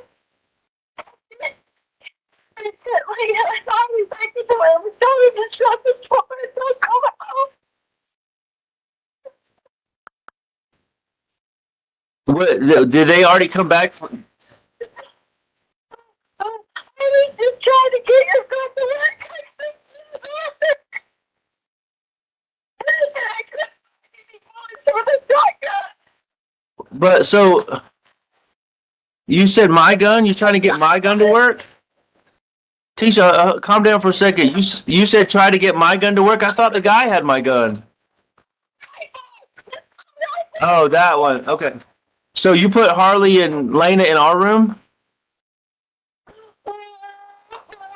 Tisha, is that what you said? You put. So you already had the assault rifle out of the closet at this point, and you. I just couldn't get it to work. Okay, I know you always had trouble getting that thing to pull it back and get it loaded and all that, so that makes sense.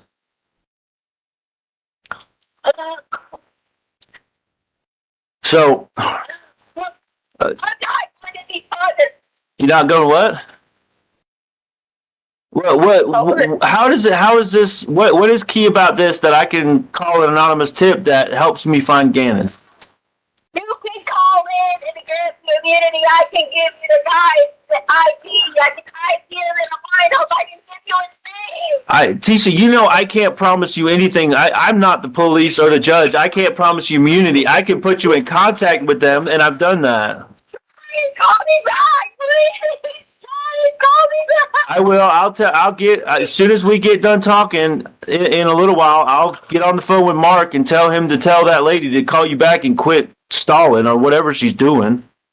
I don't know what the hell's going on, but Mark will get on it. He's always been.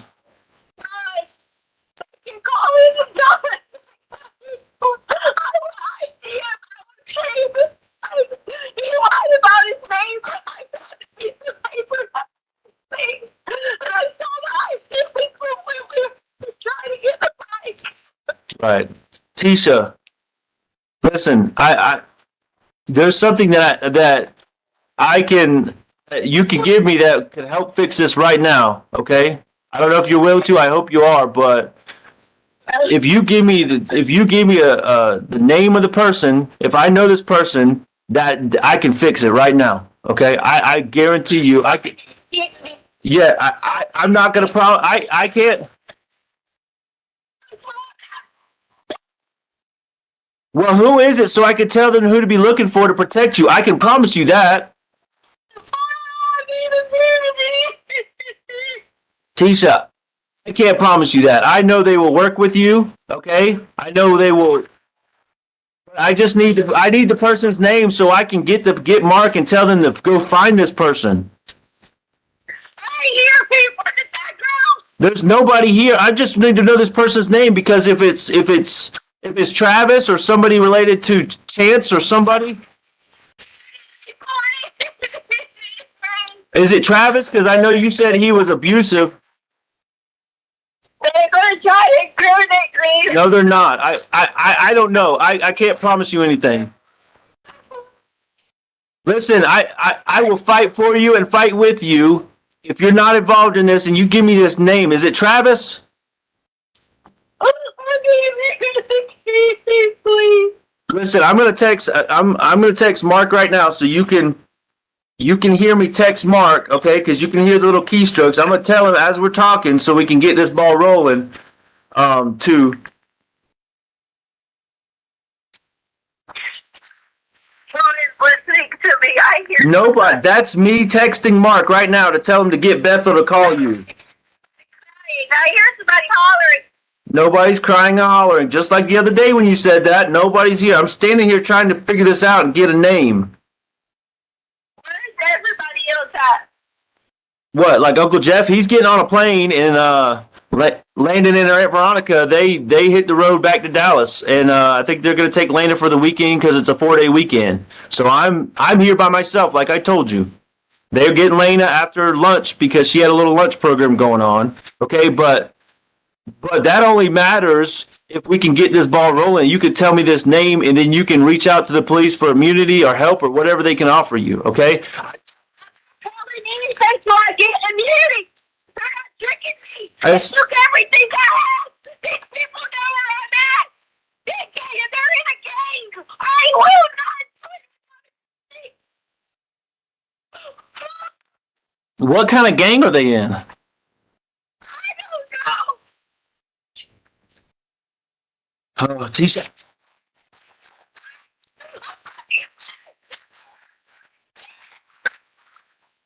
Well, what happened that ruined that? I know that's another part I don't understand. This baby really has a Is what? This baby really has a body. Tisha, so this guy, I know you're trying not to tell me his name, but after the police left, remind me, I don't remember. I know Harley and Lena went out to look. Did you go look for Gannon? You knew the guy was in there, or you didn't, or what did you do after the police left?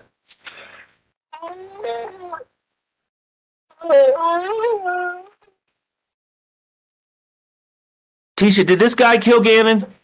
Did he kill him in the house, or did he kill him or hurt him? What happened? It's my son, and I need to know this. No, Tisha, not you. I'm not you. I trust you. I asked you that yesterday, and I trust what you're saying. I asked you, did this guy hurt Gannon, or did he kill Gannon in the house, or do you know if he killed Gannon or not? Unity. Tisha, I've explained to you, I can't give you immunity. I'm your husband. I'm not the police or the judge. I'll be back when you can figure out how they can grant me immunity because this ain't gonna stop. It's gonna keep going, and he's crazy. Tisha, there's only one way for this to stop, and that's for me to get the information to them, okay, through an anonymous tip, like I said. But I don't have any information to give them. Did this? Because I'm trying to tell you. Hey, this person, this person.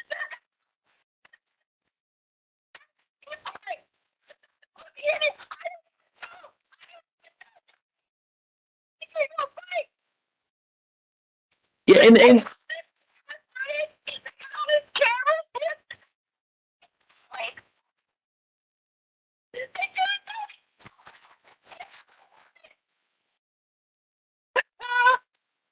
Tisha, I'm trying to fight for you here, okay? I made it clear I don't have the power to give you immunity. I have the power to help you. Call me back. Call me back whenever you can. Tisha, they're not gonna listen to me, okay? They're absolutely gonna call me foolish.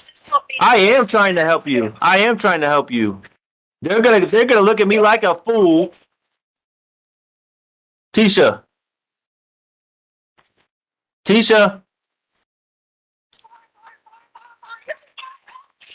I can't hear you. You're not helping me, Albert. I'm trying to. Someone killed somebody. I don't know if anyone killed anyone. What then? What do you know? What's the guy's name? I gotta know the guy's name, Tisha. Okay, I mean, I'm trying to help you, but you're not freaking letting me help you, okay? All right, shut up. Well,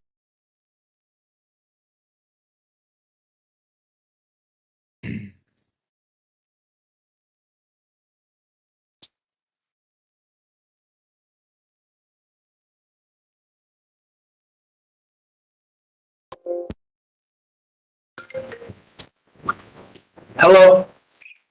The signal. Hello? Now what I said, I can't hear you. Hello? I said it's the signal. Okay, well, what? Because you hung up on me and I'm not really feeling this right now. So what? What do you got for me? I can't help it. In and out.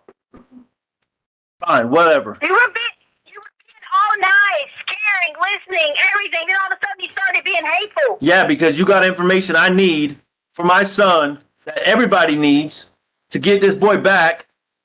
Okay? Okay, so now you're saying I got information, but then just a minute ago you told me I made it up and it was a figment of my imagination. Okay, so it's on you to pick which one it is. It's not on me to sort through it. It's on you to tell me the truth or keep feeding me bullshit. Beginning. Listen to me. Yes. No. Let's start over. Let's get a new beginning here. Okay? Let's start over. Because if you keep going back this same path we've been on, I'm just going to keep getting more pissed off and more hurt and more worried about my son because you've told me 17 different stories now. Start over and tell me who the fuck has my boy. Okay? Tell me a name. That's the beginning. I don't care about Saturday. I don't care about Sunday. I don't care about the fucking truck on Monday. I don't care. Who has Gannon? That's what I care about. Who? Then I want immunity. What the fuck does that have to do with who has Gannon? I can't give you immunity. You call the police. You do what you got to do to get yourself protected from whatever you're worried about. I mean, it keeps... Anyways, I'm not dealing with that. Okay, the beginning is who has Gannon? Did you even call the guy to ask him about immunity to talk to me, did you? No, because I figured you'd call me back. I thought you was hanging up with me, call me back. What is he? What can I... I'm not your lawyer. Okay? But you're my husband. Right, and I'm telling you right now, you want immunity. You want this fucking immunity because there's no dude. It's all a fucking lie, Tisha. Prove me otherwise. Just like I told you with the rape, I'll get on my knees and beg for forgiveness if it's true. If it really happened, if there is this fucking guy out there, I'll on the media, I'll go out to the world and say I was wrong. My wife was right this whole time. But there's no fucking dude, Tisha. Prove me wrong. Prove me wrong. Yeah, prove me wrong. Was this an accident? Did something happen? Did you accidentally hurt him? Did you give him too much medicine? What happened? So what do you think happened then? Since you think everything I have to say is wrong, since I offered help, then what do you think happened? Well, I'm gonna tell you first of all, like I told you already, I was not home. That's what the problem number one. Okay? Something bad happened and I wasn't there to take care of it. All right? So for the rest of my life, no matter what happens, I'm going to blame myself for this because I wasn't there, because I was trying to progress in my career, be successful and all these things. Okay? I just wasn't there. That's number one. That's the first thing that happened. Number two, I mean, you told me a lot of things that happened in like a 12, 13, 24-hour period. You talk about blood, you talk about Gannon's foot, you talk about the burns. All this happened in a short time, and they were all accidents. Nobody's to blame. Okay? Nobody. And you just panicked. Okay? That's what I think. I think all this stuff happened, and then maybe, I don't know, maybe there was a big accident. Gannon took too much medicine, or Gannon hit his head, or Gannon's nose was bleeding, or I don't know, okay? I'm sitting here trying to make all these theories up, but all these things are running through my head. He hit his head on the ground. He hit his head on the wall. You picked his fingers too much and he was bleeding. Whatever the truth is, Gannon did something and it was an accident. And then I just feel like because I wasn't there to keep it all together, you panicked. And then I don't even have a theory on the rest of it. Okay? That's what I think. I think there's absolutely no guy there. And I understand why that would be on your mind. I understand that. Okay? I'm not discounting that or not making you feel bad if that's something you're trying to get through this and you made that up. Okay? You've told nobody that but me. Okay? So if that's not okay, screw the police right now. This is me and you. Screw the freaking police. They're not listening anyways. You know that. They're looking all these places, and you know they're not shouldn't be looking there. Okay, so they're not listening to you. I'm listening to you. I just need to know what happened. I gave you my theory up until the one point where you panicked. Okay, whether it was too much blood, Gannon hurt himself, and you didn't know how to handle it, and you didn't want to call me because you were scared I might be upset at you, and I understand that. I understand that you've got this. You want to do so good for the kids and provide for them and food and clothes, and you do a great job at all that stuff. Okay, you do a great job at all that stuff, and I tell you that all the time. And you really want me to feel like you're better than Landon, and I tell you all the time that you are. Okay, I feel like all that factors into this, that something bad happened accidentally. Nobody's fault. Accidents happen, and that's what we would have told Gannon, the candle or whatever it was. Accidents happen. We could get new carpet. We can't get new children though.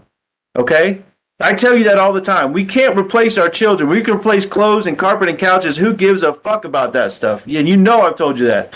We smash the TV. Who cares about the TV? Okay? An accident happened here of some sort. You panicked and freaked out, and then I just need the rest of the story. I just need to know where Gannon is, okay? I just need to know what has happened with Gannon. Is he safe? Is he hurt? Is he alive? Is he somewhere? Okay? I don't want to hear no more about this dude unless you give me a name, okay? So I don't believe it until you give me concrete information. My theory is this. That accident happened. You panicked. Now tell me the rest. I was there, Albert. I'll give you his name. I swear to you. Give me his When I name. tell you this part, this is why I want immunity. Okay. See, okay? Okay. Okay? The whole thing happened. The cops were there. Yada, yada, yada. All that was true.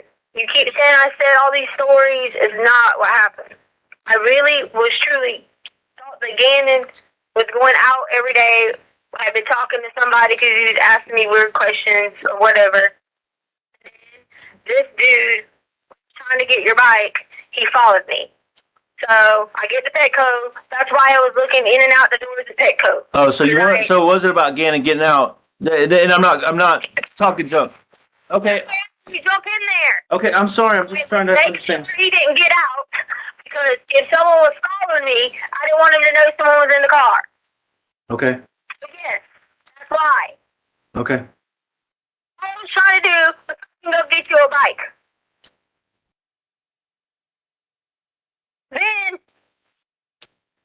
I leave because I was going to go to this place to be looking at free to get a bike, and I realized that this dude was following us again. So I tried to make some turns around Palmer Lake area, in and out of that area up there, which is where they're searching because I'm sure they got my GPS, searching for nothing.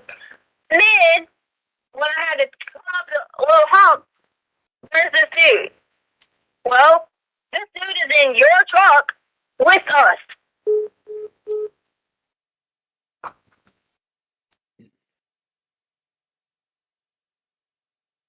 And just so that I'm clear, Mr. Allen, that was Exhibit 37, right? 37. That's Okay, all right, go ahead.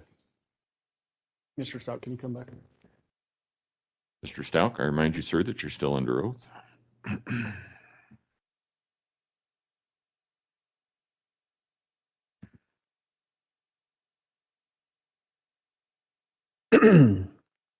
Mr. Stauch, in that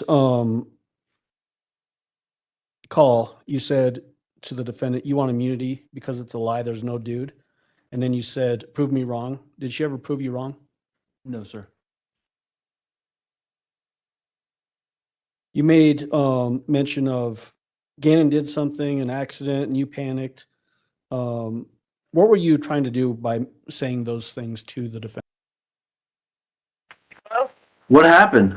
I was talking away. Okay. Did you guys hear? Something about you were at Petco and then you got in the truck and the guy was there or something? No. I asked them to go get the footage from outside of Petco. Okay. Not just the footage inside Petco. That's the footage we need outside of Petco. Because the guy had followed us to Petco, and as I was pulling off to go to the Palmer Lake area, I was going to go look at the bike. Somebody was laying down in the road, acting like they were, I don't know, going to kill themselves or some crap. When I turned around and came back the other way, and this dude gets in the truck with us. I didn't have anything, knives, anything to fight anybody off or anything. I had to go like a normal time. Gannon was crying in the back seat till he threw up. He threw up because he was so scared. He followed us all. He came with us all the way back to the house. Where's the footage showing people getting out of the car? Did you see that? Yeah, I saw it. Okay, who got out of the car? I mean, I saw you, and then I saw the shadow that somebody was talking about. The other side. The only footage I seen is the one that you said the guy got paid for. That's the only one I saw. Okay, so when you get there, he's still in your car at this time. We all get out. The guy was with us the whole time. Okay. The whole entire time. I asked him, what did he want? He could take everything he wants. He could rob us. He could do whatever he fucking wanted. Have it all. There was a struggle. There was everything back and forth. Anna was asking, did I know his Uncle Matt? Because he was saying, whoever Uncle Matt was, you don't like Uncle Matt. Uncle Matt came in at. Well, she had something to do with it. Because I was freaking out how he would know someone by this name. I told you this. Okay. The guy was there when the police came. I didn't know where Gannon was at. I didn't know if he was hid. I didn't know anything. I just know I was terrified to say anything because he had the gun. And I was scared. What if he Gannon while I run up there and try to go get help? What if I leave to go get help and he's in here? There was nothing I could do to switch anything. My hands were tied that night. The girls were in the bedroom. My hands were tied to the little board that's on the back. My hands were tied there. Tied completely. Remember those same headphones I had on? I told you I was listening to music? Yeah, I had to do that, and that little bandana that was down there, that's where that came from.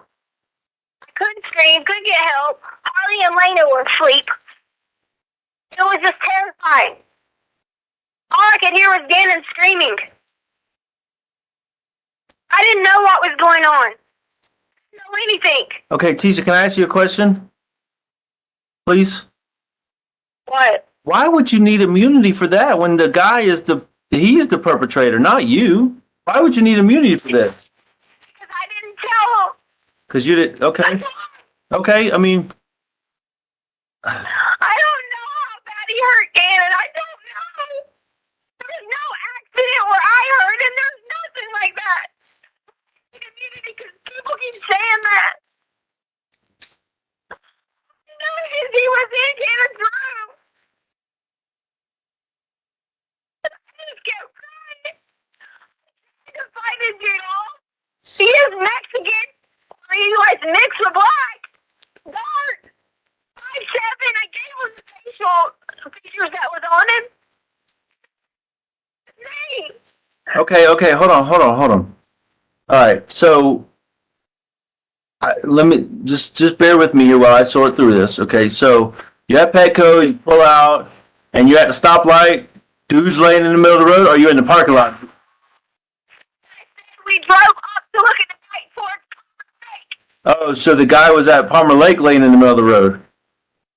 He followed us. I made a turn. I thought the turn was going to take me back to 25. Instead, it wraps you back around in a circle to come back the same direction up these hills. Okay.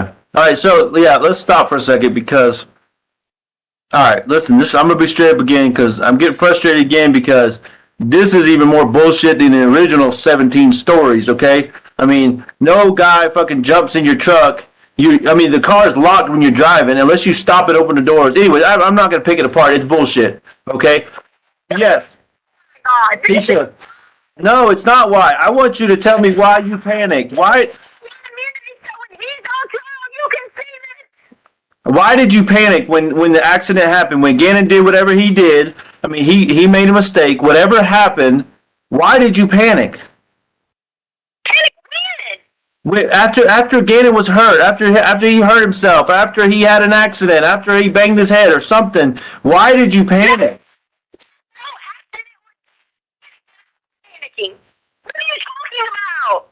So, wait, well, you know what? So back to this Palmer, I'm all over the place here.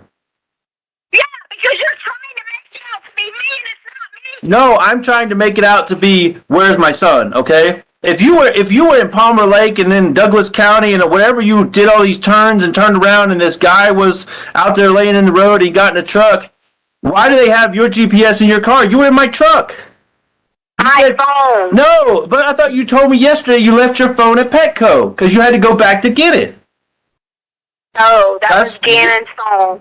Gannon's phone was left at Petco. You told me, yes, Tisha, I'm not stupid now. Okay, listen, you know I'm better than that. You told me yesterday, you said, it almost verbatim, almost quoting you now, you said I set my phone on the counter, okay, because I had these 2 or 3 doggy sweaters or whatever, okay, and then... No, you told me yesterday it was your phone, and then you said it and you forgot it because you kept going and looking at him to make sure he wasn't getting out the truck. Now it's you. Tisha, but how is it all true when you've told me 7 different versions of the same thing? It can't all be true. He can't be a Mexican named Uncle Matt, but he wasn't there until he got in the... See how you keep doing? No, what I keep doing is not being stupid and letting you get me with bullshit, okay? I need the truth. Really? Yeah, really. Really? Really. I mean, you can smirk all you want to, you can roll your eyes, you can hit the steering wheel. That doesn't change the fact that you have the truth and I don't. I mean, because, yeah, so yesterday... It wasn't a Mexican. It was the guy riding around in the Aubrey Holmes vehicle or whatever it's called. Okay, and you gave him the garage code, and then he came in. These things. But that's what I do understand. You're spinning me in 12 different directions to help. Need immunity because they made me tell all this. If I don't keep saying different things, you get the right person. You don't care about that. You don't care about the ability if I say anything. No, Tisha, what I care about is you, and I care about our relationship and that the fact that we're talking together. No, you're not talking to the police. I'm not making you say anything. Okay, listen. I understand. I understand what you're trying to do. I understand you feel like they're making you all these things, and I understand making you say all these things. Sorry. Okay, and the fact that you're having to say all these different stories because they're pressuring you, and I blame them completely. Okay, I understand that you're just in a bad situation because everybody's after you and you feel attacked and all these things. Okay, I understand that. But if you have any faith or respect in me, you got to understand that. You know, I believe the truth is always easier than having to go 27 different directions. Okay, and that's what I'm trying to work out with you here is just the freaking truth. He hurt.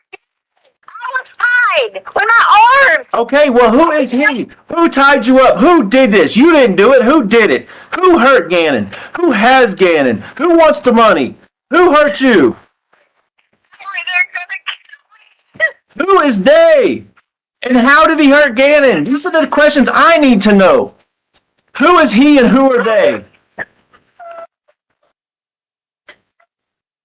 He first told me his name was but it's not. It's Quincy Brown. Quincy Brown.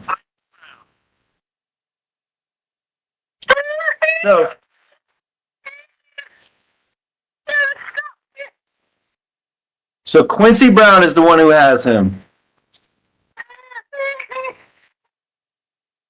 What was he driving when he was following you?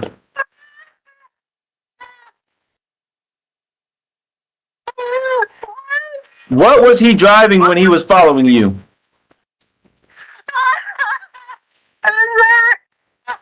What?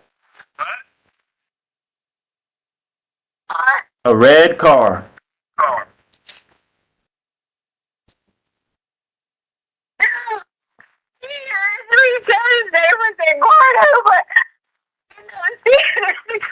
See, I think that's what I was saying. You're on it. The fact that you know his name, or he said Eduardo, but you found out his name was Quincy Brown, driving a red car.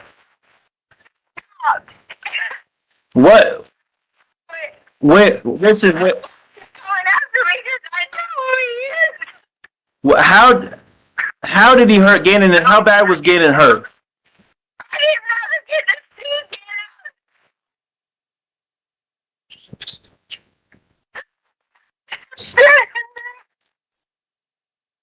Say that again. You said. I can't hear you, Tisha. Try to calm down. When I came out, Gannon was gone. I just could hear him screaming. I couldn't do anything. So Gannon was screaming, and you heard him. You heard. Right. No, I said heard. I said you heard, like you heard him screaming. The guy heard Gannon. So you know the guy heard him, Quincy Brown.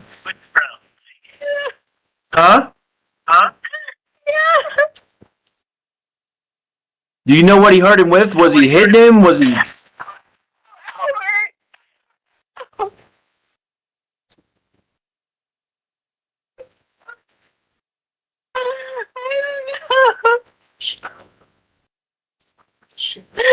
came back in there. He started taking boxes out. Okay, so how do you know Quincy Brown?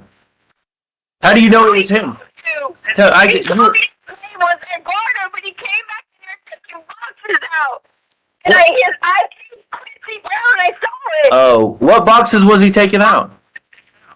I thought he was going to rob our house and take things. So he had an ID on, and what did you see anything besides his name, like a company or something? Quincy Brown. It was his pocket. He had his big baggy pants on, and in his pocket, the paper fell out, and on top of the paper was his ID, and it had his picture, Quincy Brown. Okay, all right. But what kind of boxes? What boxes was he taking out? Was he out of the storage room? What? I mean, what? In the storage room. Oh, you were in the storage. Do what? You did. That's the first you told me that you were in the storage room. He tied me in the storage room, and I put the out. I just did that. I'm sorry, you were crying and screaming. I couldn't understand that part. So now I know you were tied up. You couldn't do anything because you were screaming, and you had the bandana in your mouth. You were tied up. Is this after the police left and after Gannon and him were in the storage room, or before that, or what? It was after the police left late that night. I put Harley. Okay. I realized that he was still in the house. Really, and laying in the room and told him to shut the door and don't come out. Okay. All right. So what boxes was he taking out of the storage room, or what? Okay. Well, you brought that up, so that's huge. I mean, if he's taking boxes, what was in the boxes? I'm just trying to sort through all this. Okay. Empty boxes. Okay. So back up. Gannon and this Quincy Brown guy, they were in the storage room the whole time, and you were trying to point the police to the storage room? I never told you that. I said when the cops went to the storage room, I was trying to tell them, hey, there's a bunch of boxes piled up here. I even went to the little Christmas closet and was like, yeah, please look through there really good. But you did say that they were in there and that you tried to direct them somehow to the storage room. You did say that. Not what I said. That is not what I said. Okay, maybe I'm paraphrasing.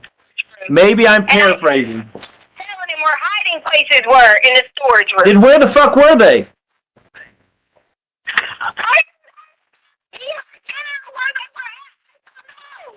It all is relevant. Where were they at? You said earlier you heard him scream from the storage room. Okay? Where were they at? There was no screaming when the cops were there. What are you talking about? Yeah, honestly, I'm kind of getting fed up because you know what? Yesterday, in the 3 previous versions, okay, it all happened in Gannon's room. Now it all happened in the fucking storage room. Make your mind up. You banged your head on Gannon's table. You were raped in Gannon's room. Gannon was beat up. He was high-fiving the guy. He was jumping on him. He was loving him. Uncle Matt, he was a Mexican. It all happened in Gannon's room. Now it happened in the storage room. God damn it, Tisha, make some sense out of this. That is before the police got there, Albert. What time did all that happen? What time did that happen? You asked me about the police got there. Tisha, to me, this is all bullshit because none of it makes sense. None of the timeline adds up. Every time you tell it to me, there's more and different details.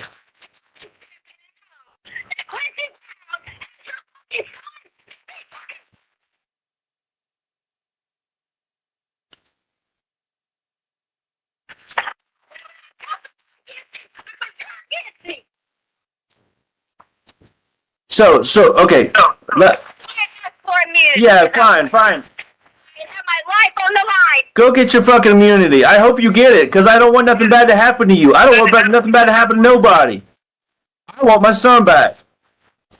I'm trying to help you get him back. So at what point did you call the police? The guy was with you. He was in the house. He was just letting you call the police? Because you said he was in the truck. Well, him and Gannon were in the truck, come back from wherever the fuck you picked him up on the side of the road, and he just jumped in and said, here's a hamburger, take me home or something, whatever. Okay? Yeah. I'm being a goddamn smartass because this is bullshit. Okay? So you're all in the house and you're just drinking sweet tea, and he's like, I'm holding you at gunpoint, but go ahead and call the police, please. Right? That's your story. That's your story, Tisha. That's your story. Because initially he was already in the house when you got home with Gannon. That's what you told me initially. I am listening. Okay, so all right, so assume I believe you now. So Quincy Brown is the one holding Gannon for all the money, and you didn't tell me. So now, all this 3 weeks now, you've known who has my son. You've known he's out to get you or after you or whatever. And you think I'm going to be okay with me just finding this out after I've been crying my heart out for 3 weeks now? You think that's cool? Because you're worried about your immunity? Because I'm worried about my what? Immunity. That's all you said all day long after yesterday when you told me 7 different stories. Today it's immunity. And now I find about Quincy Brown in a red car with boxes, has my son, and he wants money, and you never told me about it. It's like we're playing fucking Clue here or something. Or Who's Who. And yes, I'm being a smartass because I'm tired of this shit.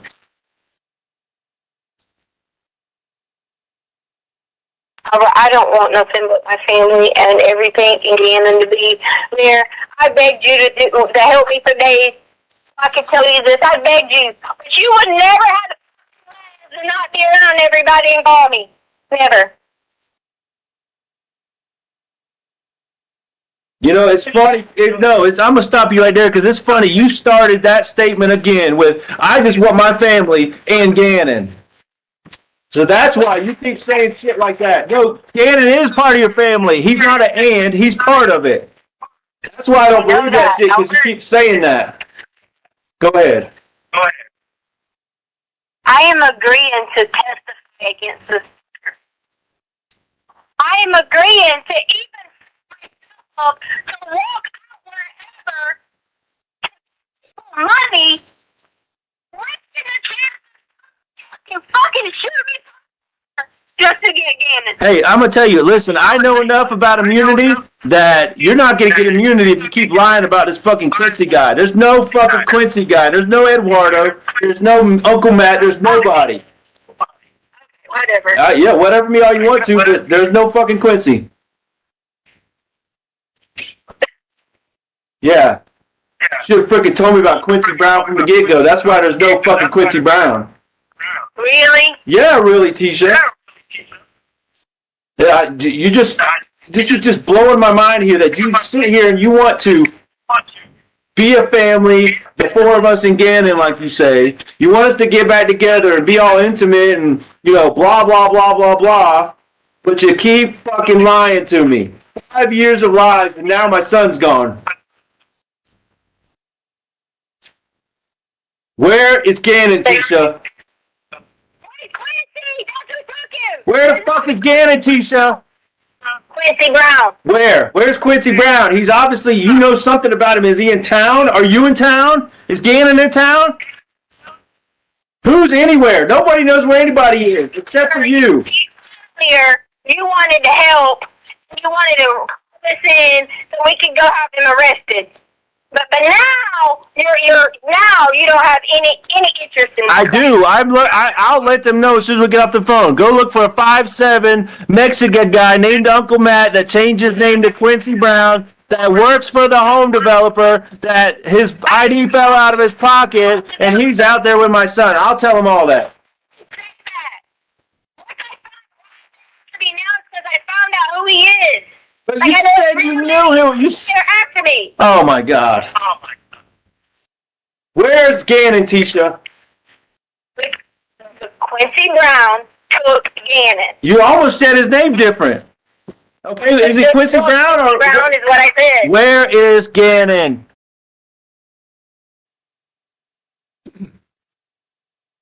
Has to be right.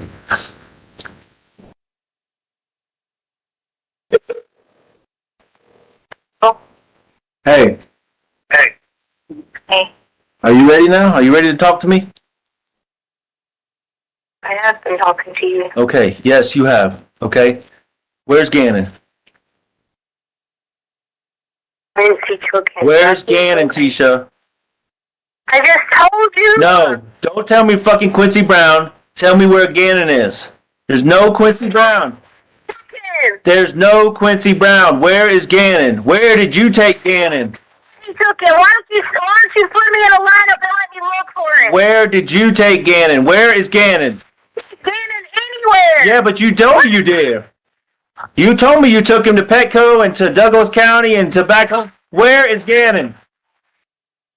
Give me in something I didn't do? What's wrong with you? Where is Gannon, Tisha? I've already told you. You think you could be this interrogator all you want? No, I'm not. You're my wife and I'm trying to talk to you. Hey, you're not trying to talk to me. You're trying to put me 6 feet under what you're trying to do. Why are you so afraid to just tell me the fucking truth? The real story, just for once, okay? You can tell me the truth. You can tell me bullshit 20 more times. Just right now, tell me the truth. Where is Gannon? You did not tell me where he is. I know where he is. Quincy Brown took him. What's the guy's name? Listen, fuck Quincy Brown. Don't ever say that name to me again because it's bullshit. Eduardo is bullshit, okay? The carpet guy is bullshit. Quincy Brown took him. Well, tomorrow it's going to be somebody different because yesterday it was the 3 other different guys. I'll go after him. My dumbass won't go after him. Yeah, my dumbass won't go after him. Where's Gannon, Tisha? You told me to tell you who had him and you would be supportive. And you still are doing this. Listen, I'm not going to sit here and pick this thing apart anymore because it's bullshit. You said this guy had something on you, something blah, blah, blah. Excuse me, blah, blah, blah, blah, blah. You didn't want to tell me his name. Why would you not want to tell me Quincy Brown? Who the fuck is Quincy Brown? Right. He is going. I'll send you some lineup. The police department has to have lineup for Quincy Brown in the area. Did you tell Quincy Brown your name? Okay, did you give him your information? Did he take your phone? How is he messaging you? It's Quincy Brown messaging you. I do, and I'm trying to find it. How is he messaging you when he never... Did you tell him, hey, my name's Tisha, my email is TishaLynn2006? What the fuck, Tisha? Did you care that he has your son? Yeah, see, you ain't answering my question. You ain't answering my question because you know it's bullshit. How does he message you? Like I said, it's probably some Inspector Gadget. This message will self-destruct in 30 seconds, right? Some bullshit like that. Because he didn't... You know what?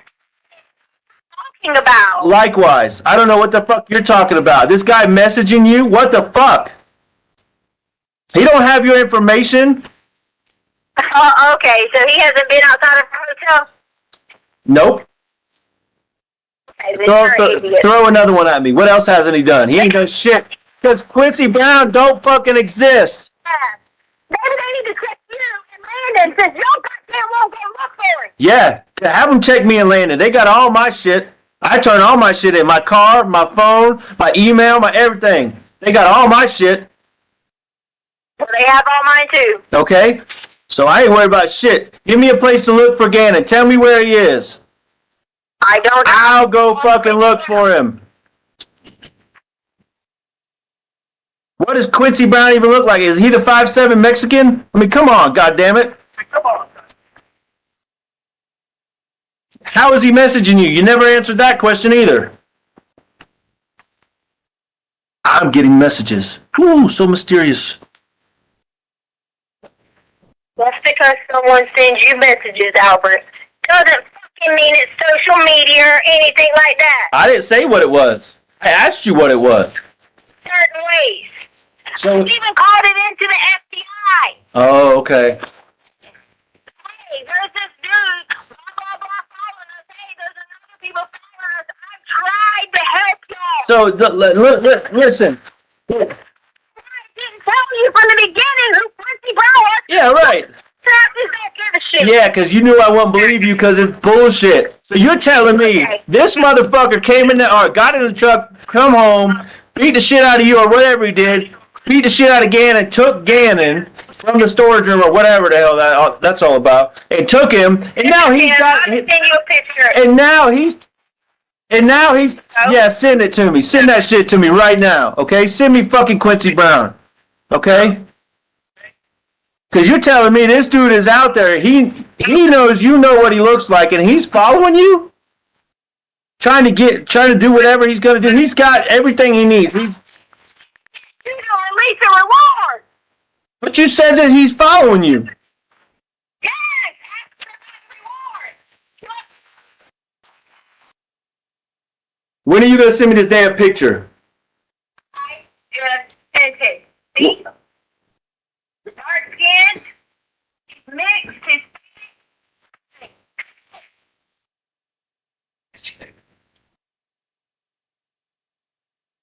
Are you freaking serious, Tisha? That's Quincy Brown right there. He's dark and Hispanic. what? He's dark and Hispanic. His name's Quincy Brown, right? A Hispanic guy named Quincy. Like he's from South Carolina or something. Puerto Rican, mixed, All right, listen, Quincy. oh my God. This is great. How did you fucking get a picture of Quincy Brown? You Googled him? That is who he is. Okay, listen, screenshot your Google search. Let me see it. Screenshot me where you pulled that. Yeah, however you got Quincy. Guess what? Quincy probably sent you that picture in one of his messages, right? He said, hey, just in case they're looking for me, here's my latest photo. You're a fucking dumbass. I am a dumbass, and I need my son, and you got him. Your son. Who's got him then? It ain't fucking Quincy Brown. You gonna be a fucking some balls and find him with his. I bet you ain't doing that shit though, are you? Cause you're. I am a punk. You're right. I just want my son. You can call me a punk. You can say whatever you want to say to me.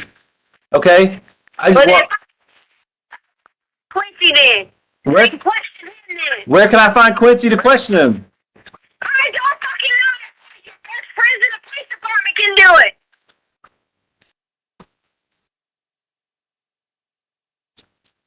You're killing me, Tisha. I'm not killing you. Well, where's my son, teacher? This is the same fucking bullshit conversation we had for days and weeks about that $8,000 you took from me. And I said, where's the money? Where's the money? And then 2 weeks later, oh, I took it. I'm so sorry, blah, blah, blah. It's the same shit we're doing again. Money, you dumbass. Yeah, I am a dumbass, but it's the same fucking conversation. Where's my son, Tisha? Quincy hasn't. Quincy, do you know him? Fucking go find him. Apparently you do, because he's got something against you. Okay? Yeah. You to talk to me to help me. Hey, guess what? I'm calling bullshit. I just Googled that shit, and that's a fucking mugshot like I find Mike Hyatt on. Mugshot. Way to go, Tisha. You found Quincy Brown on a mugshot. God damn it. This is just getting better and better and better. It's a mugshot because he's probably been in jail before, you dumbass. Yeah. So he just picked you out of the blue because you just happened to be in Douglas County up there, and he was laying in the street, and Quincy said, "Oh wow, that looks like an easy target. I'm gonna steal her son and rape her and go all the way to freaking wherever." And then how did he leave? Nobody saw him leave. What the fuck are you talking about? At night, you dumbass. Oh, that's right, because he was there till midnight while the neighborhood search party was going on. Come on, Tisha. The neighborhood search party was not even going on at that time. Okay, guess what? I know that's false. They searched all through the night, Tisha, while you were sitting your ass in the house. You were sitting in the house, sending Harley and Lane out to look for him. The search party of the fucking neighborhood was out, and Quincy Brown was out there, and nobody saw him. I tell you what you're going to need to do. You're going to need to figure out what you're going to do when they find Gannon. Because that's what you need to worry about. When they find Gannon. When they find Gannon, Really? no matter what's happened to the boy or where he's at, when they find him, you better get to step in because you got to worry about what's going to happen. Okay? Really? Yeah. That's a threat? Because... No, I'm telling you about the police. Okay. If that's how you want to take it then, and you don't want any help, then Yeah, fine. because we're going to find him. And how the hell would you know they're barking up the wrong tree? You keep saying they're looking in the wrong place. You don't ask me. I'm the wrong tree.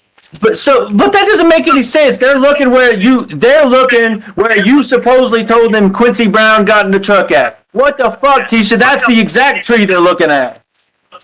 I said me. I was talking about me. Yeah, but you keep saying no. That's not true. You said There. He hasn't. you told me yesterday they're looking at Palmer Lake and Douglas County and in all these fields and they're barking up the wrong tree. That's what you told me, not anybody else.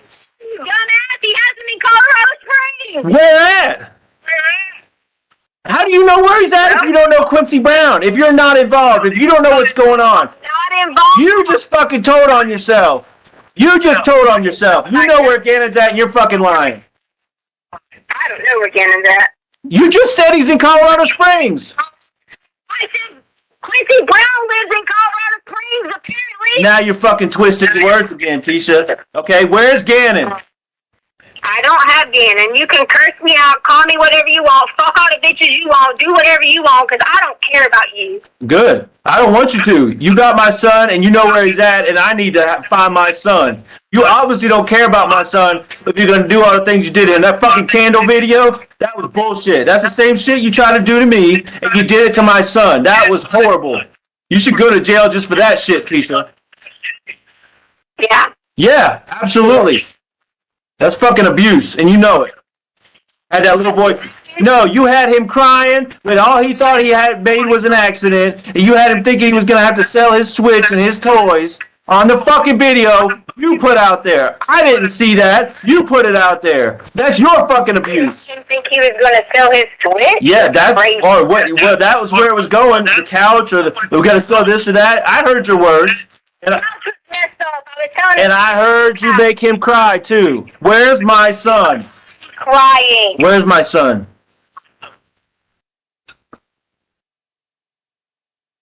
Where is he, Tisha? Why are you pausing?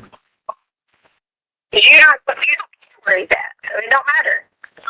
I do care. I told you where I think he's at. You told me he wasn't there. You said they're barking up the wrong tree, and then you said he is in Colorado Springs. You said that. Not me. Not the police. Not nobody else. You said it. That's why you said they're barking up the wrong tree, because you know where he's at. And you need to tell me. I wish I did. You're a fucking liar. Tell me where he's at. I wish I did, so that I bring him to you and say to you, "Oh, you really were a supportive husband." You listen. This is the same shit that we've been going through for 5 years, and I've supported you That's all through you it. ever want to do is talk about me and Albert. No, I want my son. Fuck all that other shit. I want my son. Who cares about the past 5 years? You're right. Who gives a fuck? To you right now, and I had absolutely nothing to do with it. You'd still fucking try to blame it on me. But Tisha, that's just not an option. You've lied to me. Okay? Well, I'm not blaming you, but you've lied to me. That's unacceptable. Okay? The truth is, I need my son, and you have information. I'm sorry that I didn't want to get killed. Okay? I'm sorry. So you didn't want to get killed, so you let him take Gannon? All right, I'm what? talking about by talking from the beginning. But you were talking from the beginning. You did an interview from day one. Okay? So no. I didn't want to get killed. I didn't want everyone I knew to get killed. If I Some fucking random Quincy Brown, okay? Come on. Some Quincy Brown from Mugshots is gonna kill us all. have you looked him up? Yeah, he's on fucking Mugshots right there on Google. All you gotta do is Google or Siri, show me Quincy Brown, and there he is. Bam, right in front of you, okay? What the fuck, teacher? Okay. Just like I found all that shit on Mike Hyatt. All I had to do was Google Mike Hyatt, and there it was, right in front of me. I didn't have to do no search. It was right there. Because I'm telling you, I'm not fucking stupid. That's what I'm telling you. You want to be don't go after all options, then you must be fucking stupid. Yeah, I'm stupid to let you send me in 27 different directions. You're right. That's stupid. You're absolutely right. I know that you know where Gannon is, and that's the direction I'm going, and I'm not changing. So you better buckle in. This is going to be it. You'll be waiting a long time because I don't have him. I didn't say you had him, Tisha. See, that's where you keep twisting your words. I didn't say you had him. I said, tell me where he is. Where Gannon's at? Oh, okay.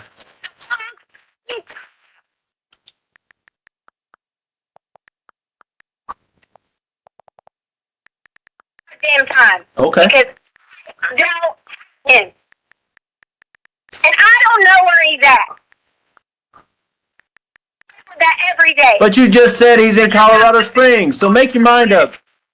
The Quincy guy is So, at me. What about be a man, be a husband, and freaking go there and say, hey, listen, can we detain this Quincy guy and ask him some questions? yeah, fine, we'll do that. But my manhood's not in question here. The truth is in question here. Okay? You say Quincy Brown is in Colorado Springs, and you say Quincy Brown has Gannon because he's messaging you and wants a reward. Okay? So if you put Message me. I said he left messages. that's a message. You Okay, said okay. messages. I'm not gonna split hairs with you about stupid shit now. He got word to you somehow. He said something to you somehow. Okay, but you told me he has him. He's let you know he had him, and he's in Colorado Springs and he wants money. Okay, but then you say I don't know where Gannon's at. Which one is it? He says he has Gannon. He says he has Gannon, and he's in Colorado Springs. But I would even be willing to put my life on the line to freaking go out and carry to wherever the meat's gotta be, knowing that somebody might shoot me. All right, listen. I'm about to end my rope here. Okay, you're fucking lying, and I'm done with it. Okay? Okay. You haven't even told me where you're at. I mean, there's so many freaking lies. You say help me protect me. God damn it, you're not in Colorado Springs, Tisha. Send me your location right now. Then send me your location right now. Quit fucking playing. Send it to me on my phone. Take a picture. Would you? So you want me to send you my location? I've offered. Care of your family. Yeah. She'll be doing. Yep. All right, listen. Obviously, this gap between us ain't getting no closer because you won't tell me where my son is. So I'm done. You got anything else to say before I hang up on you? Good. Don't email me. Don't call me. Don't message me. Don't use my name in the media. Don't say shit about me until you tell me where my son is.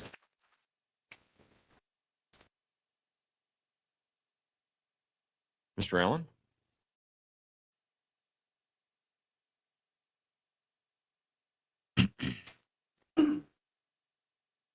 Got my peanut butter sandwich. I ate mine too.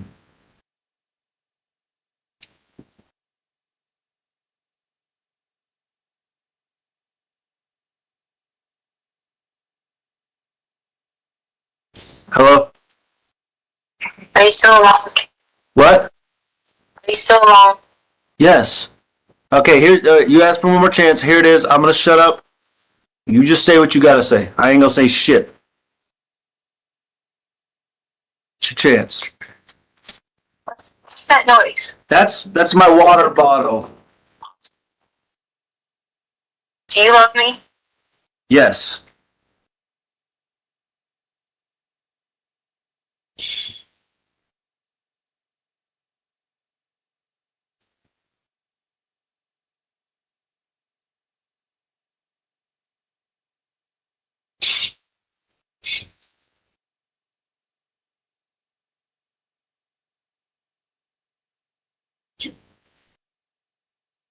Oh.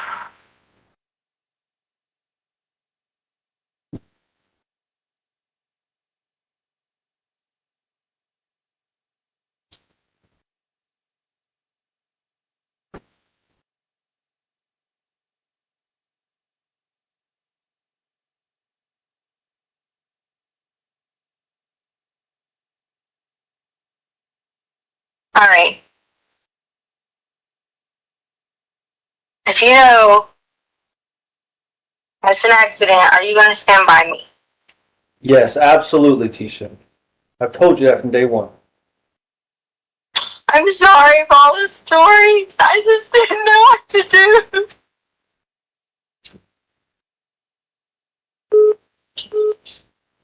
Oh.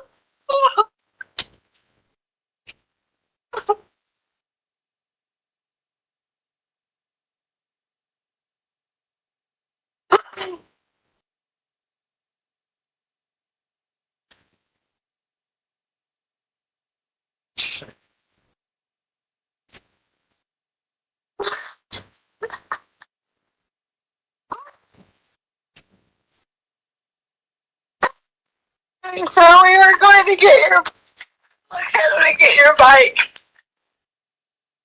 I was like, get it right. It was really big, so I kind of pink.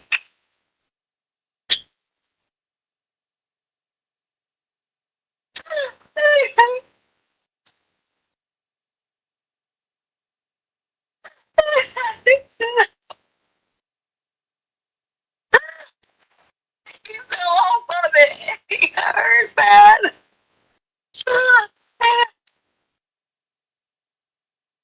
You never so much about like heels and stuff. What? I didn't hear you. What? I said when he fell, he got hurt because there was like concrete and heels and stuff. The guy was helping him ride the bike.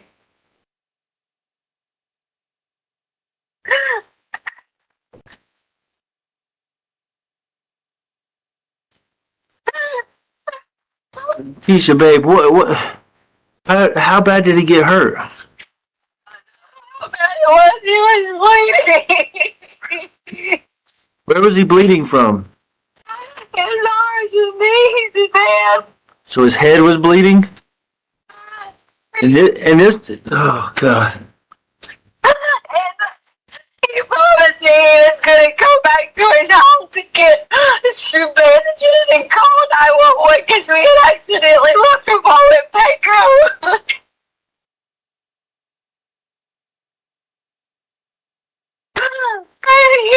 I swear to God, Quincy's real. So what happened, baby? I just never cared they got hurt. I was supposed to call 911. I was supposed to be taking him back and I called 911. So the guy took him to take him to 911? I swear to God, his name's Quincy Brown. The guy was supposed to be meeting again. The Craigslist guy? Yeah. And you met him where? Like up in wherever that Those messages. My actual phone was flash, you guys. I was scared he didn't come back with it. so keep going. I'm sorry. I thought if I was like, I'll go back and I'll just go keep searching, and I did. I spent the whole night driving down to find him. In my truck?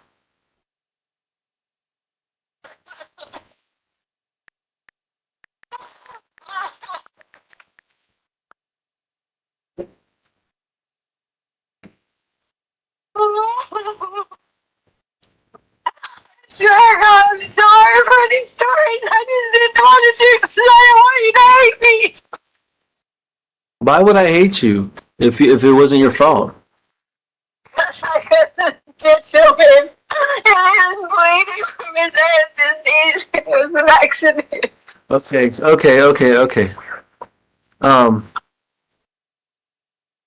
So start over. This is really hard to hear, okay? But, so you left Petco. You don't talk to me like that. Where you're going to go down this road and chastise me and tell I'm not. You're telling me the truth now. It's the truth. I'm not chastised. It's the truth. Okay, and I believe you now, because thank you for telling me the truth. This means the world to me, and where was this at? Like, what exit? You mentioned the exit yesterday. What exit was this at?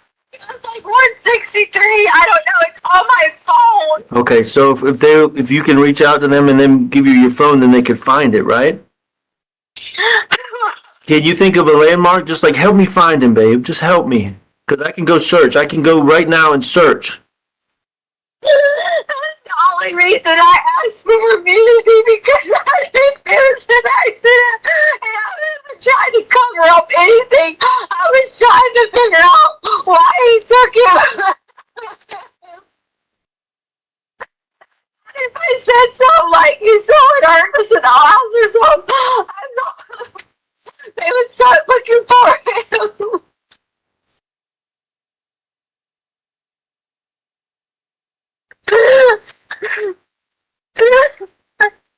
When the guy... I wanted to try to bike out and he needed help because the bike was too big.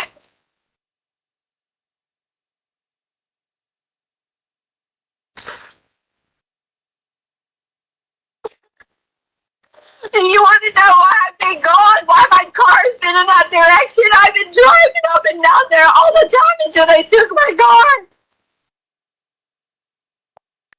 Driving to do anything I can find, anything. Driving to find this dude. I even got into the police department. They were like, yeah, because he's wanted. If you know where he's at, let me know. So nobody tried to help me. Because before I would do anything, I made him show me his ID. Because I was making sure.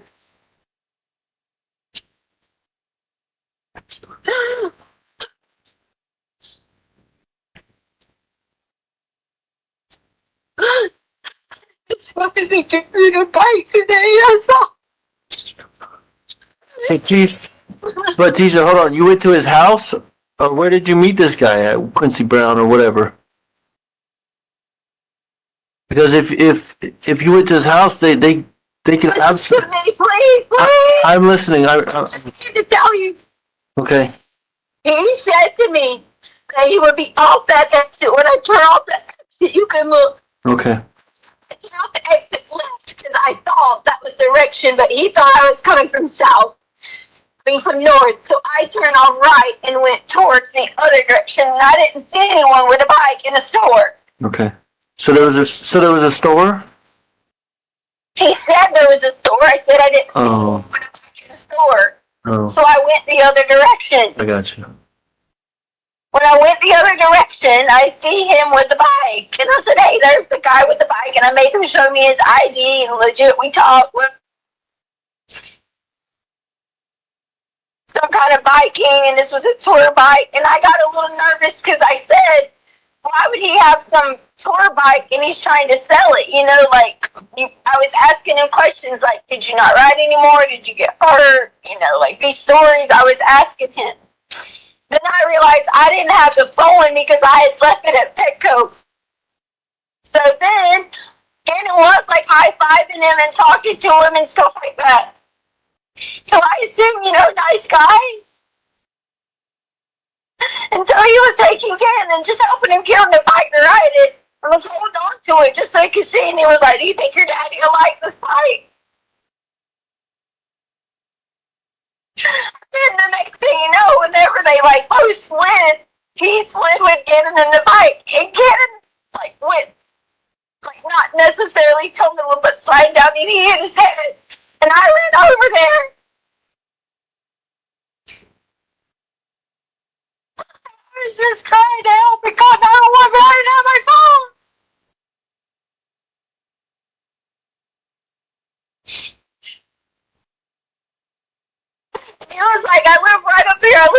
I'll go take him and we'll go. I'm just still sitting there crying and crying.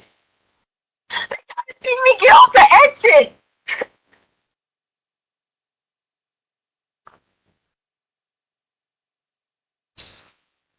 That's why I've been adamant about you finding this news.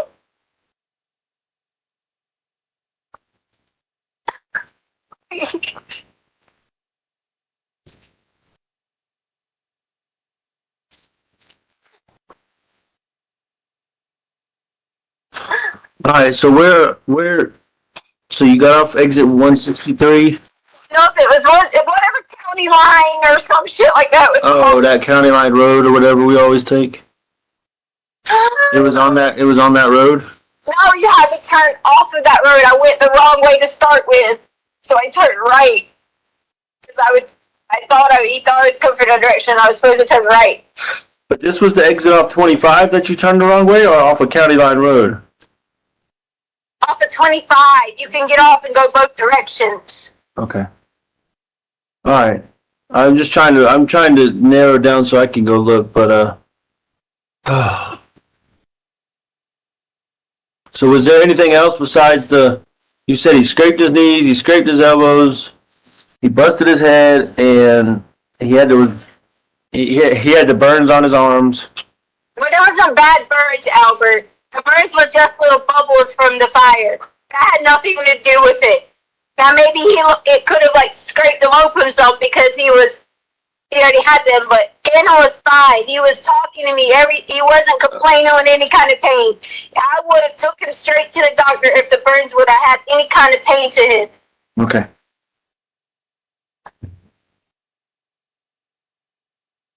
That's the only reason I didn't ask you for any kind of immunity because I committed some kind of crimes. I just know that it was an accident. All I did was someone was trying to help me. And then I didn't know where he went from there. What? So, the one I'm worried the most about is the freaking head wound, because what was it? How bad was he bleeding? It was pretty bad. It was pretty bad. It was. Tell me bad. Is bad like blood's dripping down his face, or bad like he's let? Or did you do anything to wrap around his head or anything? Yes, my clothes I had on had blood on them. The clothes you had on? Yeah. Okay. So oh my god, we gotta call 911. was this on the road, or was this at the station? Like where? Show you to explain where. I don't know my way around Colorado. Okay, I was just trying to figure out if there's blood on the road. Maybe we could find blood on the road or something. That's all I was saying. Searching. Okay. Somewhere. I agree. I agree they should find it. So where on his head? Like was it the side or back of his head? What? I don't know. I was panicked. Okay, so you were panicking. So the accident happened and you panicked, right? I was panicking. Okay. I didn't have a phone. Right. And did he have a phone? He said he would run back to his house. He had Gannon, said he'd run back to his house, wrap it up tight, and he would call 911. Okay. Gannon was talking. Okay. So he took Gannon to his house is what he told you, right? And you did you stay where you were? Did you follow him or what?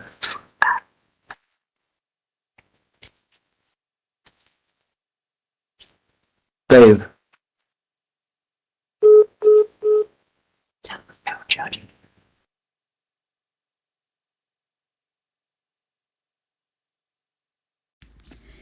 And then it was the defense's turn to cross-examine in what is one of the worst cross-examinations I have ever seen.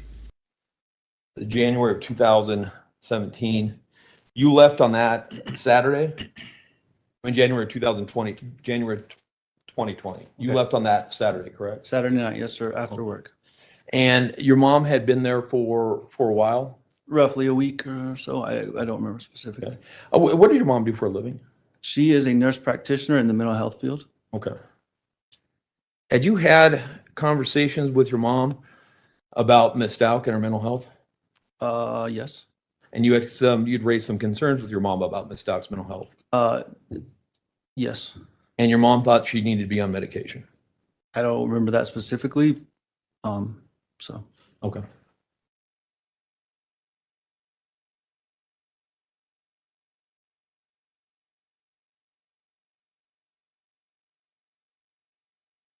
You had some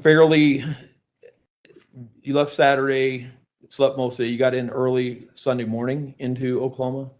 Yes. No, it was Sunday afternoon by the time I got there. Okay. Because remember when I got off the plane, the defendant shared the news about Kobe Bryant passing away. Oh, that's right. So it was in the afternoon some point. She's a big Kobe Bryant fan.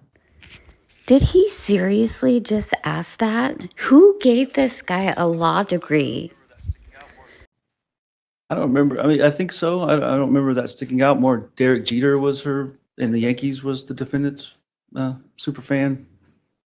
But so you had fairly decent communication with her for most of Sunday? I believe so, yeah. Nothing seemed out of the ordinary? Nothing out of the ordinary Sunday. She let you know that she took Gannon and Lena on a hike in Garden of the Gods? I believe so. I believe we talked about that, yes, sir. And she actually posted a photo of that on Instagram? I don't know where she posted that photo, Mr. Delaney. You remember talking again with Detective Riley? At this point? Yeah, sorry. She posted after this, you talked to Detective Riley. I didn't even know Detective Riley existed until I got back home and Gannon was already allegedly missing. So sometimes, like, if you're saying you don't remember stuff, then I'm going to re-reference your interview with Detective Riley and then showed you a transcript where you talked about whatever I'm talking about to Detective Riley. Okay, so just for procedure. So you know what? When I'm jumping back to that's why I'm doing that. I understand. I just don't understand your question. Okay. We were on Sunday talking about Kobe Bryant, and then you jumped to. Do you remember talking to Detective Riley again? So could you clarify, please? Absolutely. And thank you, because when I said if I ask a bad question, thank you for letting me clarify. Sometimes you just got to kind of stay with her and don't ride the roller coaster. Or if you disagree with her, it becomes like a roller coaster. Sure. You talked about her with the kids, and you've indicated that, and this would be later in March, you did another interview, and you did this with the FBI, March 6th, 2020. You remember doing an interview with the FBI then? I did multiple interviews, so I might need to see that one, Mr. Delaney. Okay. You indicated to them that sometimes it was a little strange. Sometimes she could be really great with the kids, doing everything with them, and then you'd have weeks where she would act like she didn't want anything to do with them. You mind if I take a look at that? Yeah, I don't remember that doing an interview that time frame. I may approach. You may.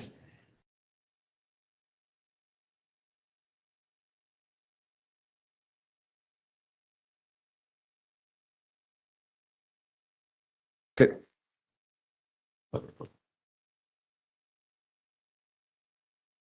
Hold on, this says February 9th. It says interview of Albert Stauch, February 9th. You indicated March 9th. That's because the first page has a 3. Okay. So you're so February 9th, so that's my fault. Thank you. I think I'm going to blame that on the FBI because on the first page of that interview, they have 3/9. But you're correct. So on Can we February, clarify what the date actually is of the it interview? is, you were correct. It's February 9th. You did that interview with the FBI. Yes, Thank sir. you. But that point in time, you told them that some point she would be really great with the kids, and then other times she wouldn't want it. She wouldn't. Yes, sir. Absolutely. Between then and then, I think the first pre-recorded phone call we heard was on February 13th. Had you been in communication with her? To some degree, yes. Was it primary text messages, phone calls? I think it was just a mix of emails, text, phone calls. I don't remember specifically. I know there was a wide range of methods.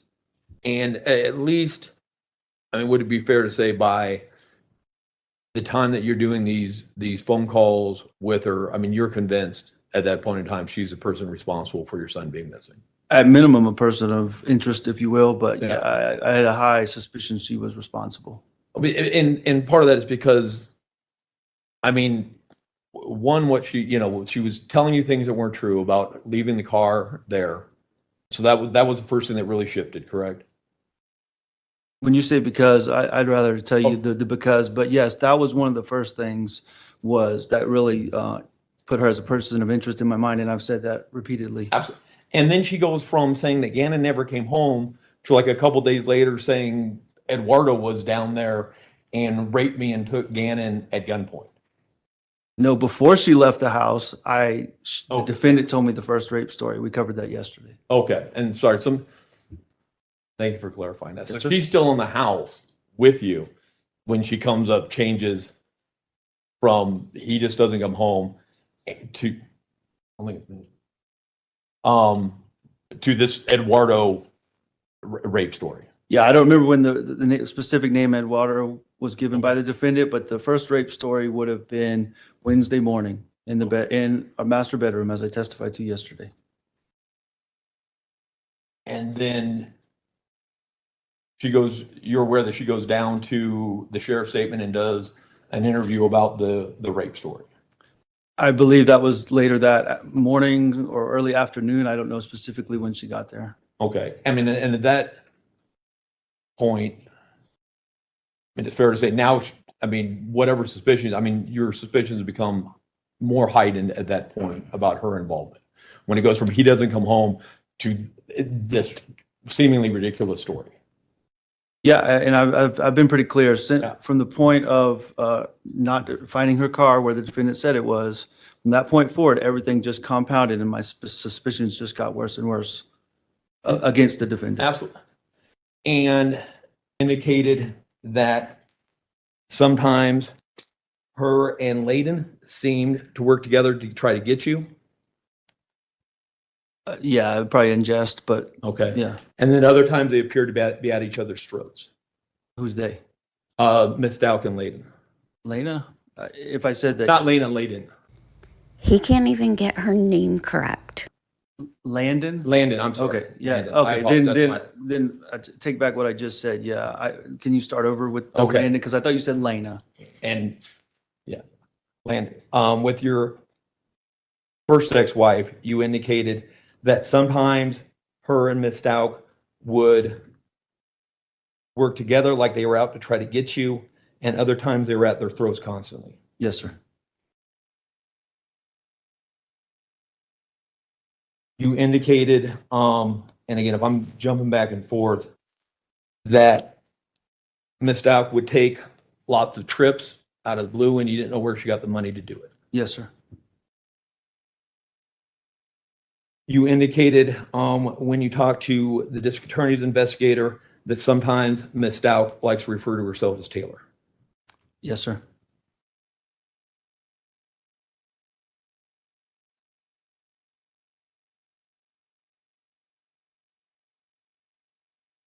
At that point in time, were you having concerns about Miss Stauch and her involvement?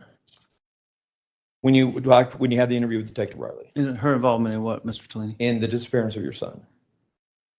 Yeah, we've already, let's ask your question again, please, so I can. When you interviewed with Detective Riley that first time, were you having concerns about her involvement? So just to be clear, the first time by myself or? First time by yourself. Yeah, I did have some concerns. And you indicated that you don't think that she had any mental health issues? I did indicate that I don't think she had any Okay. mental health issues. Do you remember at that point in time telling Detective Riley, I hope that it doesn't come to that, but if you put her daughter on the hot seat, she'll say, I love my mom. You know, I wouldn't do anything without my mom, but she's freaking nuts, crazy. So that was drawn, I remember saying that or something to that point. Okay. Yeah, So you told the detective that she's crazy. Mr. Tellini, would you quote what you just quoted to me? Or you told the detective that Harley would say that her mom is freaking nuts, crazy. That's what I said. Okay. No further questions.